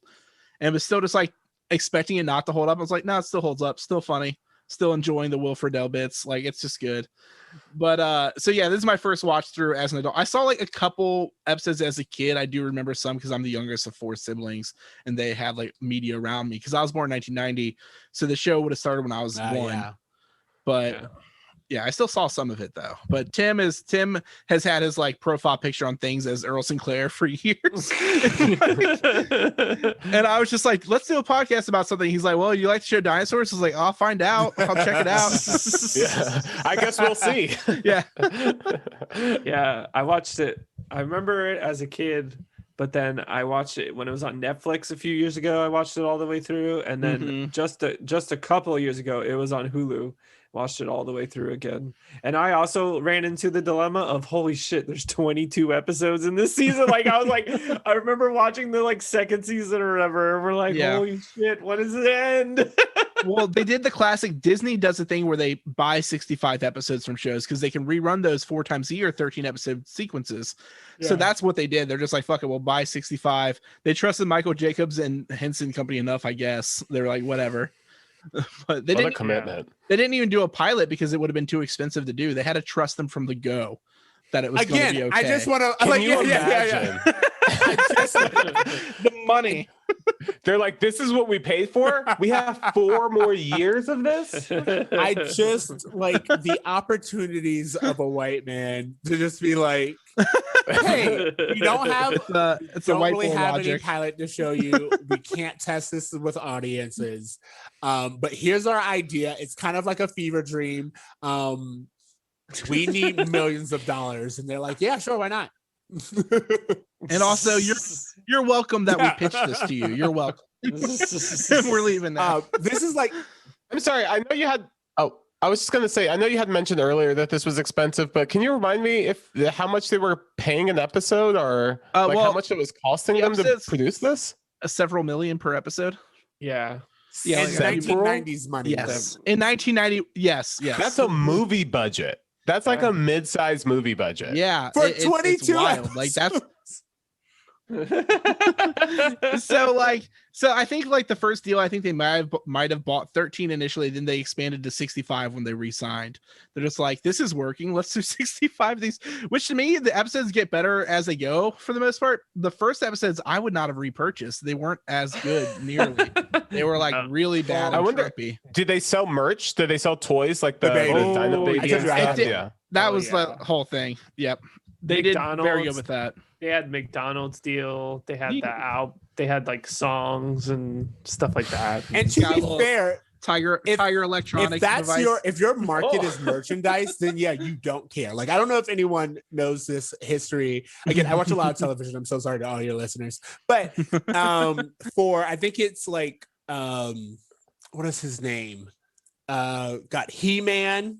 And there's like another one where they're like, no, honestly, we did like maybe 10 episodes with like a real studio. Then we like farmed it out and was like, all the rest could just use like with the toys. They were like, use the exact same model, just paint it different colors.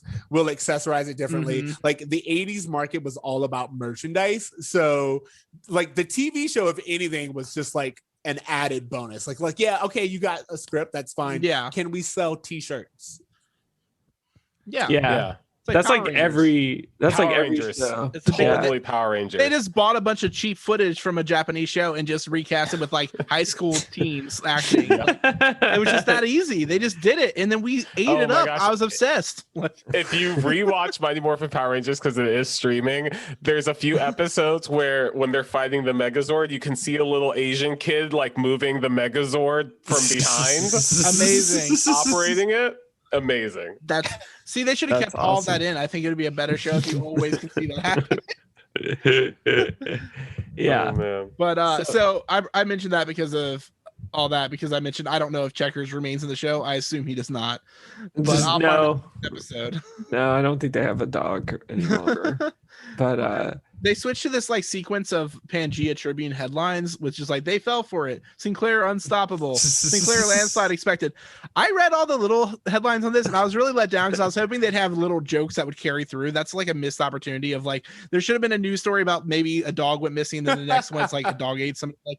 But it's literally they were just like bake sale or like police hiring. I'm like, it was just dumb. I was like, damn. yeah, I was also curious if there were like little jokes in there, but No. they were I pretty think mundane. we're used to I guess. like I always have to remind myself this was like on television with like no pause and rewind and no like ability to examine Exactly. it the way that we do. Because now you're right, like any news article that you see in film or television like either has like its own story or it has like some kind of Easter egg, and you just don't do that anymore. Yeah. Like you didn't do that back then. Except Yeah. Simpsons, probably. I think Simpsons is the only Yeah. example. But of like it, too. this Yeah. scene reminded me of like Catherine Hahn has like a really big moment right now because she did Agatha all along on WandaVision. But like because she's having this moment, the other character that she did that was really significant was this character named Jen Barkley on Parks and Rec. And in that Yes. show, it was very similar where she was just like this political consultant who knew everything. And there's like a specific scene where they're like, I think you're underestimating the voters. And she's like, that is not possible. And like, that's what I kind of got from this with the newscaster. It's like, they fell for it. And it's like, yeah, don't underestimate the American public. They are really simple. That is not possible. That character was so great that I forgot about that entirely.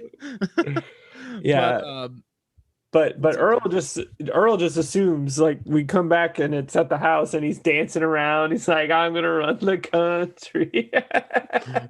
this is when you mentioned the thing about the white man logic of going to pitch it to the studio, it does make me think about. I remember was W. Kamau Bell had that show.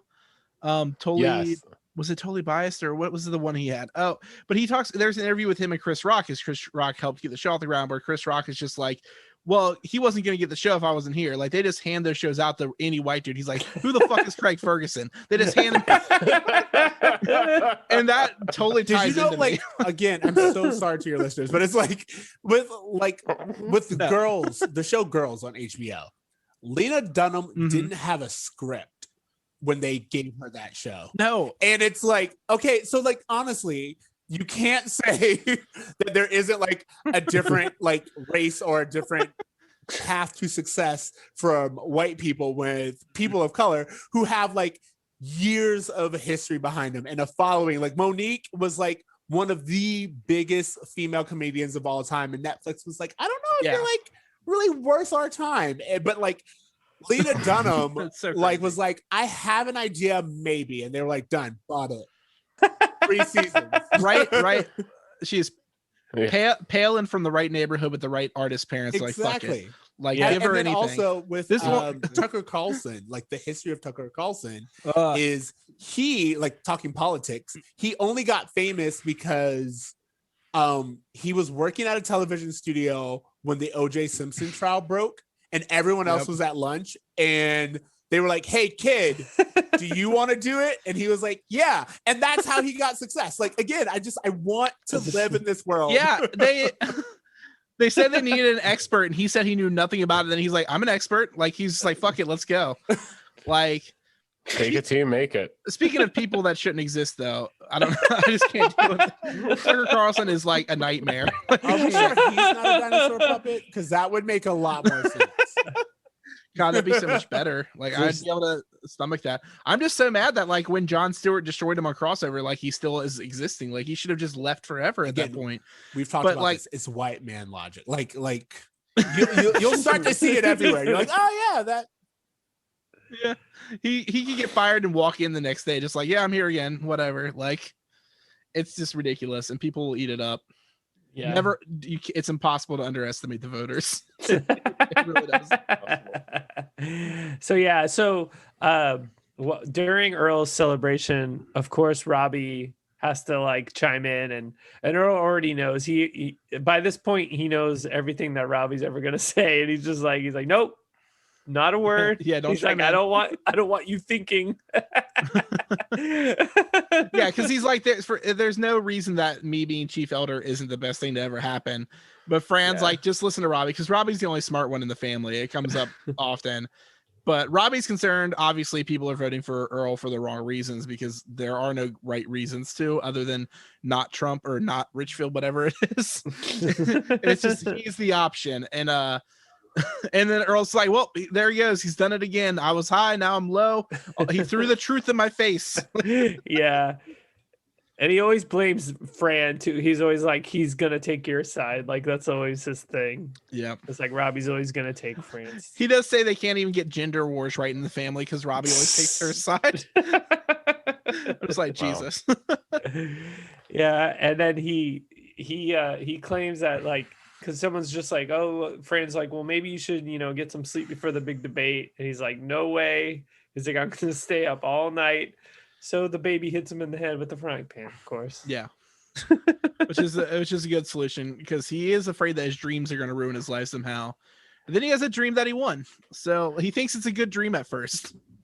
Yeah. That dream sequence perfectly summed up the last 4 years of my life. Like the chaos of that dream sequence, the anxiety that like the triggers I felt, all of it was just I'm gonna have nightmares about that dream sequence later. Yeah, because it perfectly encapsulates the entire there's Trump a line that presidency. says maybe winning an election isn't the same as running a country, and I'm like, oh, so we did know this back then.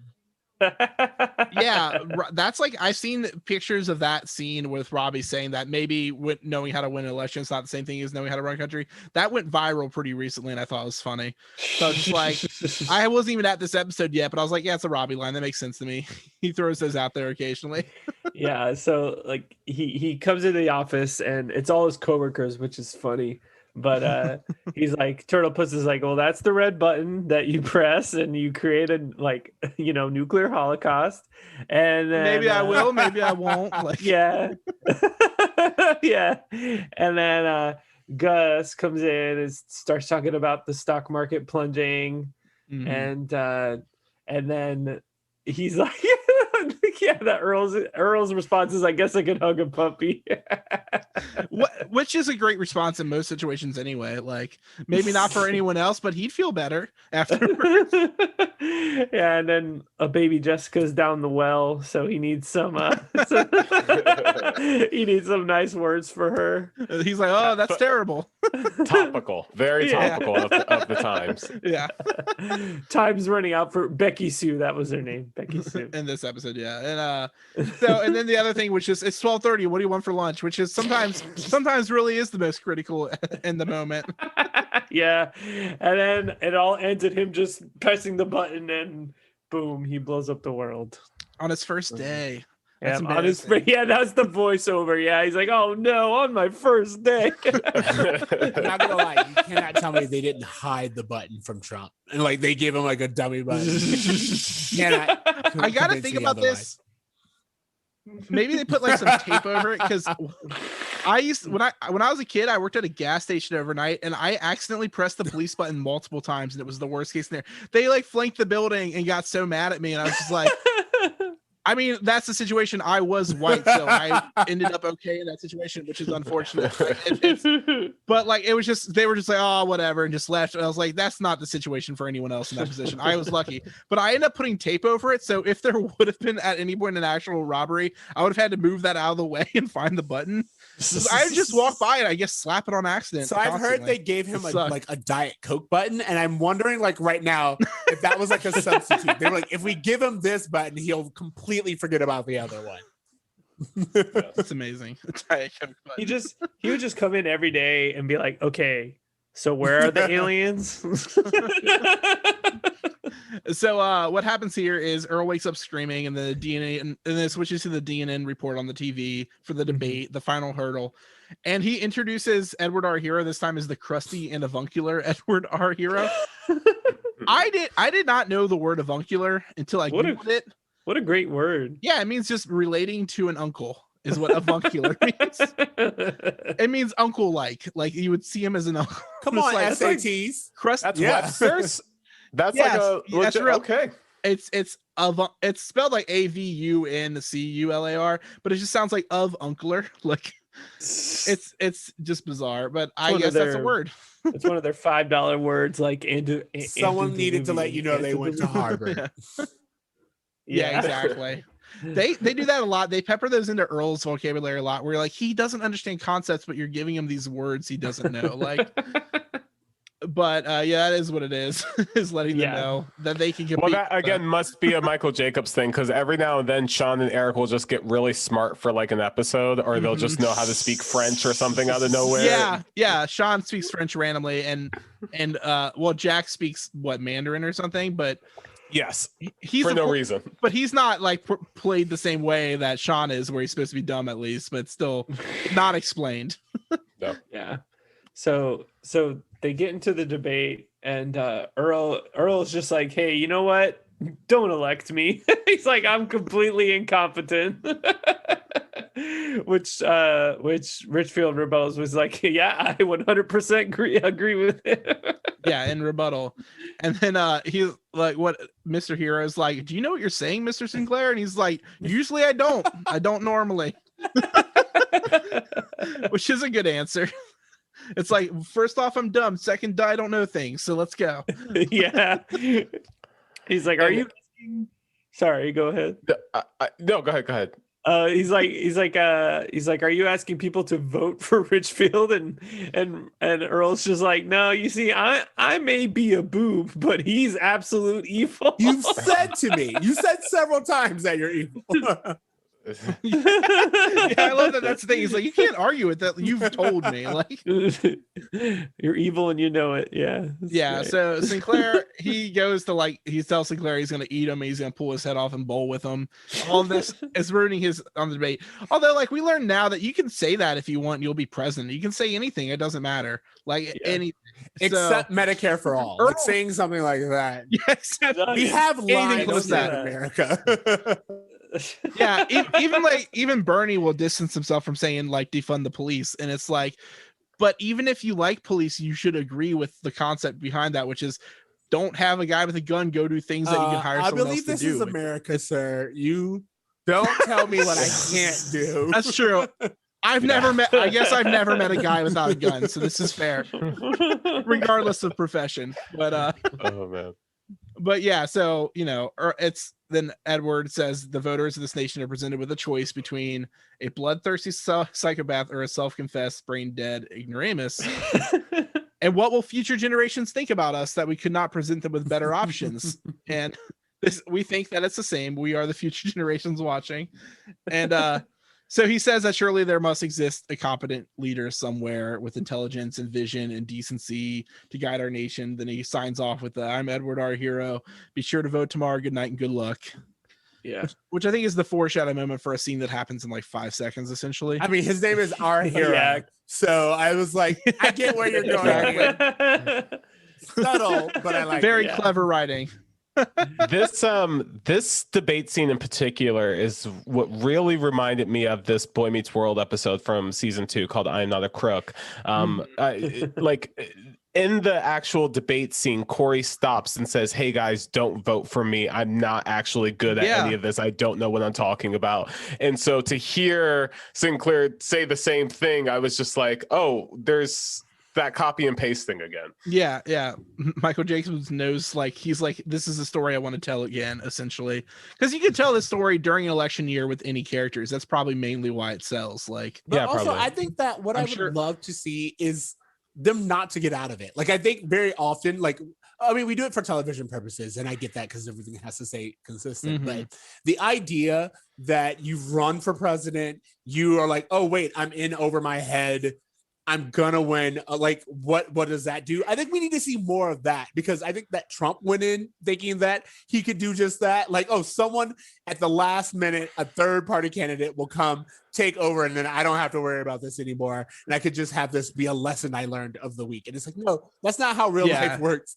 You have gone this far, you actually get the position, and you still have to deal with it, and you have to learn to be better. And I think by constantly bringing in this third-party candidate or write-in candidate, what you do is you let the people off the hook, and you let the candidates off the hook, because no one really had to learn or deal with the consequences. Everyone just like got it together in the final minute. It's like, no, that's not real life. If we want to teach lessons, let's teach the consequences to these actions. Yeah, I agree. Nobody's voting for the debate moderator at the end of the debate. That's the thing. It makes no sense. I mean, like, I would have believed it if they said 2 million write-in votes for Kanye, but not for this guy. That's a realistic thing. I guess you didn't have Chris Wallace. I was about to say, I guess you did not have to write in Kanye. It was on it this time. So yeah, I will say that I just the one observation I had was that the way they've treated the reporters throughout the entire episode was like reporting from a different time, this kind of time where like integrity was so intertwined with news reporting, and there wasn't any kind of sides being taken. It was just straight facts, and it seemed foreign to see news reported that way. Like it felt like something I saw in the documentary, not something I'm seeing on television now. Yeah, I feel like Hero plays that part, but Hand Up Me goes back and forth depending on the plot and the joke that they're trying to tell. Well, yeah, because also Hero is referencing a person that was famous years before the show too. So it's even harkening back to a different time then. Because in the 90s, I'm sure, like, I don't know who was the famous asshole at the time, but we know who they all are now. All the pundits or whatever. Yeah. All the Tucker Carlsons of the world. But and the Megyn Kellys. Yeah. Yeah. But we do learn in this scene the polls are closed, and Charlene's like, do you think he has a chance to win still? And like Fran thinks so, because Earl admitted he's a boob on TV, and boobs need representation. There's a lot of boob voters out there. You can't be what you can't see. Yeah. I also like when Howard's talking about it, he's like, the polls have just closed and the turnout was light, but the election results are coming in. So Earl gets 40,019 votes. And even Earl is just like, what the hell were these people thinking?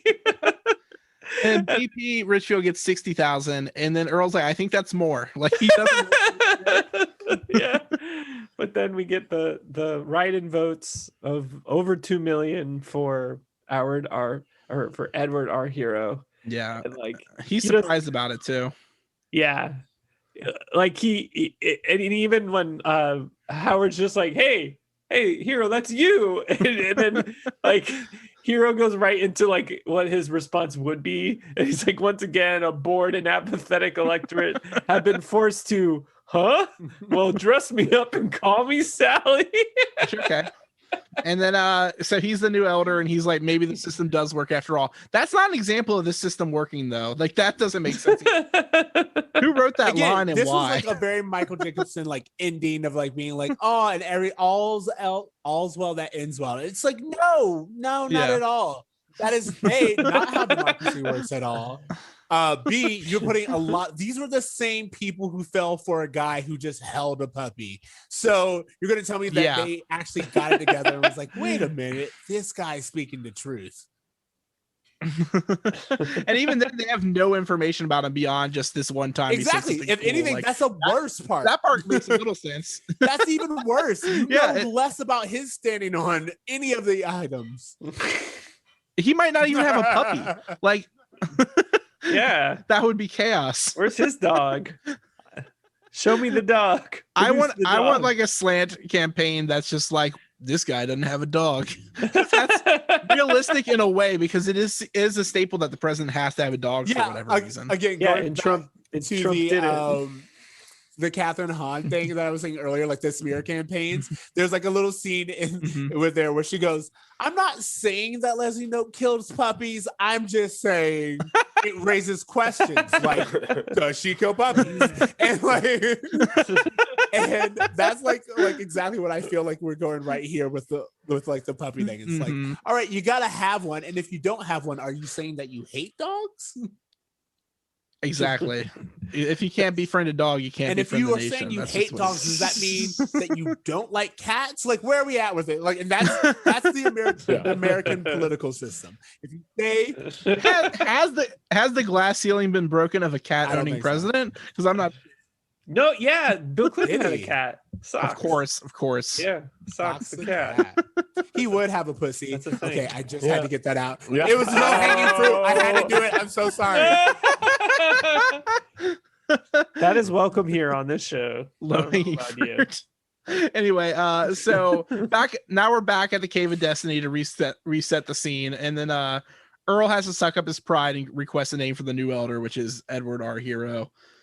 And he just names baby. He just goes with it because baby says his catchphrase real quick. I'm the baby, gotta love me. They had to get that money grab in real quick. And like Earl's just like, I could have done that job, which is a great It's such a great commentary on politics in the sense that no one actually wants to do the work, but everyone has an opinion on how it should be done. And it's such a great just way to close the episode. I feel like they almost built the whole episode around him making that joke that he could have done that job by naming him baby. They're like, all right, now let's bring it. Like, it all could have just been a dream while he was in line for all it's worth. Let's bring it back. Let's bring it all back. Has baby been circumcised? Do we know if circumcision is a thing in the dinosaur world? Is that an elder's thing, or is that like a personal decision? I feel like that seems like the same department. This seems like it'd be an episode where Robbie would be very anti-circumcising or something and bring it up like, Dad, I want my hood back. Yes. Well, remember when he was trying to cut Robbie's spikes? You know? Oh yeah, that's sure. And his friend was like, if you let him cut your hair, you don't know what he'll cut next. And so maybe they haven't gotten there yet. As far as dinosaur religion goes, though, we don't really have an idea. Is there a Dino Jesus? Because if so, again, we have Godzilla. You know what? A1. There it is. That's the one. I don't even have to finish my comment anymore. I'm gonna let that sit. Sorry. Yeah, there's Godzilla. Godzilla is well, Godzilla's not in the. My joke originally in this was that Godzilla should be God, but he is a celebrity in the show once or twice for some reason. He's never seen though, because he's apparently 5,000 times their size. Doesn't make sense. The same Godzilla, like this, or is that like a family name, like the Barrymores? Like, again, I'm just trying to get an understanding of this world. We don't know because we've never seen him, so they just reference him. I think it's just a joke because Godzilla was a guy in a suit, so it's like that's true. People. What I love is that you said we don't know because we haven't seen him, as if we have a very famous photo of Godzilla. And had you been able to see the face, you'd be like, yeah, that's the same one. Same guy. Well, yeah, I keep it on my desk. I keep it on my desk next to my laptop. So while I'm watching, if he pops up, I can quickly check him. Oh, like Tony Hawk, how you never want to be caught off guard when you meet Tony Hawk. Exactly. You gotta look at a picture of him every night before you go to bed, just so you're not one of those people like Anthony Hawk. Are you related? Tony, I love you if you're listening. Fan of the podcast, Tony Hawk. No, I know who you are. Dinosaurs apologist, Tony Hawk. Exactly. I'm not saying he kills puppies, but yeah, It does so raise now questions. it does raise some questions. Like, could he ollie over a puppy? But somebody at work mentioned to me that Tony Hawk did a 720 recently, and my response was, he already did a 900. And they're like, he's old now. I was like, oh yeah, you're right. I don't know why. I forgot that is now the feat, is he can still do something he used to do. I was He like, did. It was like a 540 ollie, and like there's this like video of it, and I just think from an ollie? yeah, well he's in the half pipe. Oh, and I was he like, does that's not an it, ollie. and he lands it finally after a while, and like he like gets really emotional. I think he like cries or so. Like he's Aw. like really like he's like I did it. That's My pretty wild, ankles. though. That's pretty amazing to still be able to do that at like, he like invented skateboarding and now he's still doing it. Pretty much. Well, Rodney Mullen's even older. No, that's true. And he literally invented like every trick. But Yeah. but yeah, so that's the end of the episode. Tony Hawk did not make an appearance Lost somehow. moment. His loss, really. Yeah. So what are like some final thoughts on this episode of Dinosaurs? Coming Wow. if you could give it a grade like you would at the end of your episodes, what grade would you give it? You have nothing to compare it to, really. Yeah, nothing to compare it to, because again, haven't seen the show since the 90s. I will say I did write this down that I'm far more interested in watching other episodes of the show now that I've watched this episode, and that I do have a lot of respect for Michael Jacobs in the way that he tries to make content of substance. He doesn't always quite nail it, but seeing a different production of his and seeing the same kind of style of keeping it light while also kind of talking about larger ideas, I think it's important. It's something that children's entertainment doesn't necessarily have now. When I'm watching a Disney Channel show, I'm not feeling like there's larger conversations or larger ideas, being contemplated. So I do think that there's a lot of merit to the show that I did not expect when I pushed play. So if anything, you have turned me into someone who was more curious to dive into this world and figure out what the hell is going on. I mean, it is a slow burn of a show, because when I first started it, I was just like, I was rolling my eyes a lot throughout the show, and then just like I would suddenly be watching an episode, I'm like, oh, that was actually really good. All of a sudden, I was very surprised by it. But I do think it's the creativity is the thing, is like they were doing something that you couldn't flip the channel and find something that looked like it. That's always interesting to me, at least. Totally. Did you have any? Yeah, I was waiting. takeaways? You guys finished. No, in reality, I want to give this a C if we're gonna do our grading system. I felt like this C. it's we're jumping in. It did have substance. It did have a narrative, which, I mean, at least it has that. There's plenty of shows where you're like what? This didn't even have like a story arc, but this did. It had a lot to say. Sadly, a lot of what it had to say is still relevant. And I do think that there is something that should be appreciated about making art that, even though we're talking animatronic dinosaurs, the message is kind of timeless, unfortunately, again. But yeah, and because of that, I thought it was fun. And then also, I think that in my opinion, I love having these conversations, because I find just ways that true fans, or like people who have watched these things, or our generation, would like try to make it better. And I think that's how we always come with these, like how we always approach these shows. It's not necessarily criticizing, but it's more like, this is like a good foundation.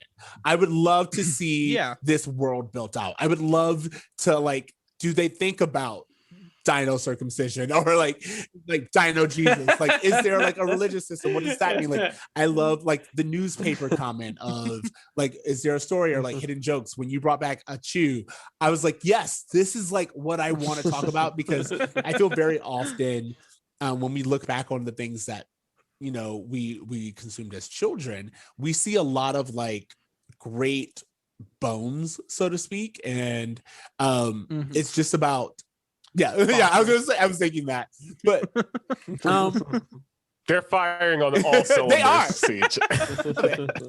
But I just think in general, yeah, this is a C episode in my mind. It was totally worth it, totally fun, and yeah, I would love to see the animated series of this. Is what I'll say. Yeah. And just to add on the whole like not criticizing thing, like the fact that you guys are even revisiting this and talking about it in the same detail that we talk about Boy Meets World episodes, you guys know you can't do that for stuff that just doesn't work. Like these, something about this show worked in a way that needs further analysis. And a lot of these things that we kind of point out as being problematic or don't age well, part of the reason why we point them out is because we watched them when we were younger and thought they were fine, and now we're older and they don't feel fine, and that's worth the discussion sometimes. So this is a really surprisingly layered show that I wasn't expecting. Yeah, like we try to keep our episodes a little bit shorter when we can, but we do often, like this one will be a 2-hour episode. That's just what it's going to be. And like that's because it's hard. Like it's when you got that kind of like material, you do bounce from it topic to topic. Like it's hard to watch this episode and not think about everything that's happening in the world right now, which is interesting. It's definitely, it's impressive to be able to set something that has that much longevity or is that prescient that will last in time. So I guess Michael Jacobs got some magic on him. That's probably what it is. Well, of course he was. I would love to see him. I was just gonna say I would love to see him do new content that's not Girl Meets World, like not Disney Channel, not restricted in what stories he could tell. Maybe even something on like a streaming network where he could really just have the freedom to just tell important stories, because that seems like something he's fairly good at. Yeah, Girl Meets World was disappointing, but watching that in our 30s, being like, this Disney Channel show isn't good enough for me. But that's how I always approached it. Like we get a lot of people who are like, "Oh, this sucked." I was like, "You were never their target audience." Like the fact that you didn't like it as a 30-year-old is fine. Like you. Like they made it with your branding in mind, but like in reality, they were hoping to get some of your kids to watch this. And and like when I look at dinosaurs, I was like, oh, now that I'm older, I was like, oh, this was something literally to put on that the kids would watch. And like we could sneak some things in for parents who are paying attention, but in reality, we didn't expect the parents to like sit here. We didn't expect fanboys and like dino stands, you know what I mean, to like just come out. Like, in this episode, you said that it was caused by a reptile infection. Yeah, exactly. Everyone knows that dinosaurs can't, like, it's like that's the world we live in now, and so it was made for a different audience. And to be honest, if you came to the table now with this level of thought, I would be upset. But like back then, I was like, you were writing something that people were going to watch and like never look at again. It's made for such a niche audience. It's made for like parents who are forced to watch TV with their kids. And I'm just like, is that really that big of an audience to make content specifically for that? Or the other side of it is that it's made for kids, but adults are making it, so they want to make something that they're enjoying. That's kind of like a vibe I get when I watch like old Rocko's Modern Life episodes or something like that. We're like, oh, this is 100% for kids, but there's so much a little adult jokes thrown in just because the people who are working on it wanted to make it interesting for them. So I really do wonder what their target audience was. This is a TGIF show, so it is in fact for, like, you're like, what's the market for this? This was back when like there's no Netflix, there's no Paramount Plus or like the 19 streaming channels that you have now. Everyone sat down, everyone watched the exact same thing. We didn't have like 3 TV channels, but we had like maybe 15, 20 if you didn't have cable. And so you were all gonna watch this one thing at this one time, especially now that I'm older. I'm like, yeah, mom's probably cooking, whatever, put something on. I'm tired. I don't really want to think that hard. But we live in a different world now where it's like we can record a 2-hour podcast and like our kids aren't like rolling over and dying, whereas we also don't own houses, so give and take. That's true. Definitely not a house. Definitely not as nice as the Matthews house, for sure. On a grocery manager's salary. I just want to put that out there. Wild. He quit that job without telling his wife, and then started a small business, which I don't know how they pay off their bills. Yeah, like I'm surprised Dick's Sporting Goods is still around, but he starts his camping sporting like kind of weird. It doesn't make any sense. There's never customers in there, and when they do, they buy socks. Like that's it. and when Fran got a job, it was too controversial, so she. Oh yeah, they did that. A long time. Oh really? Wow. The difference is with Amy on Boy Meets World, she's like a real estate agent and runs a gallery, and then like they just didn't know what her job was for a little bit and switched it a few times. Yeah, Yeah, they do that a lot. Fran got a job on TV, and it became a big thing, like a bad thing, because a female had a job, and it was a problem. What's crazy about Scandalous. that is that, like, I think we forget how not long ago that was, like how recent that train of thought was. Like the idea, like if you were a mom who went to work, you were literally destroying your family. Like that's how the idea that we had was like, how could you do this to the kids? What would what's the husband gonna do? Because we really thought of it that way. And like now, not only do we demand women go to work, we demand women to go to work and don't want to pay them anything. It's like you got yourself into this. You you want it independent. And they still and they still date men who are like, oh, we both work, but I'm going to do nothing when I get home because I'm a man. And like, it doesn't make sense. But yeah, it's just a weird, it's a weird time. It's always a weird time, I guess. But everyone's always sitting somewhere in history. I'm like, it's a really weird time in history right now, ain't it? But yeah, so we appreciate you guys joining us for this podcast. It was a lot of fun getting to talk about essentially another Michael Jacobs thing. So definitely like there was an easy connection there. Absolutely. We had a lot of fun, and we'll definitely have to have you guys on to talk about a Boy Meets World episode sometime. That would be awesome. I think Tim's seen a good amount of the show, but not the same way. Yeah, I've never sat down and like watched like every episode. It would always be like it was either on and I would watch it, or like I had a roommate who watched like the entire series like by DVRing the reruns on Disney Channel, and she would just like watch it all the time. It was like appointment television for her, and I would just happen to be in the room. Give her our information. That is our client base. Boy, do I have a show for you. For you. But the show got canceled in like 2000, and I think by like 2004 or 5 I had like LimeWire shitty copies of all the episodes. So I was keeping up.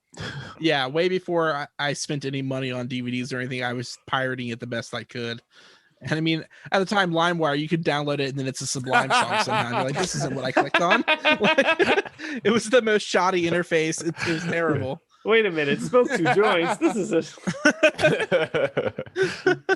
But yeah, everybody should check out Bro Meets World podcast. You can get, from what I'm aware of, it's on like Spotify, Apple Podcasts, it's Podbean, you can find it pretty much everywhere, and on YouTube as well. I saw you guys started posting videos, which I thought was pretty cool.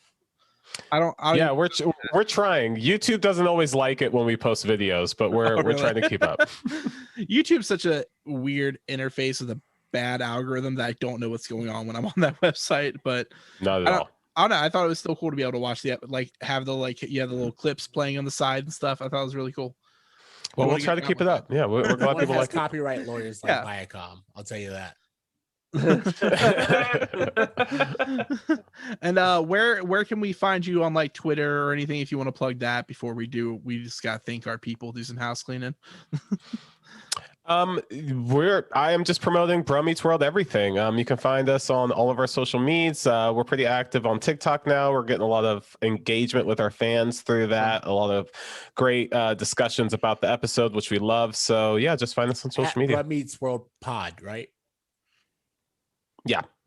Okay, awesome. So are you done doing the Anna Kendrick retweets? Because you got to know, I'm on season 1 of Bro Meets World. Oh my gosh! You know what? I did run a Twitter account called Anna Kendrick Retweets, where I literally retweeted everything Anna Kendrick tweeted for like a good year and a half. Like it went on way too long, and I haven't done it forever. But thank you for reminding me, because that will be my my ongoing task. Whenever I need to take a shit, that's what I'm gonna do. Immediately when you plug that in the early episodes, like that's so fucking funny to me for some reason. You were the audience he was going Just for. retweet it. Exactly. It was you.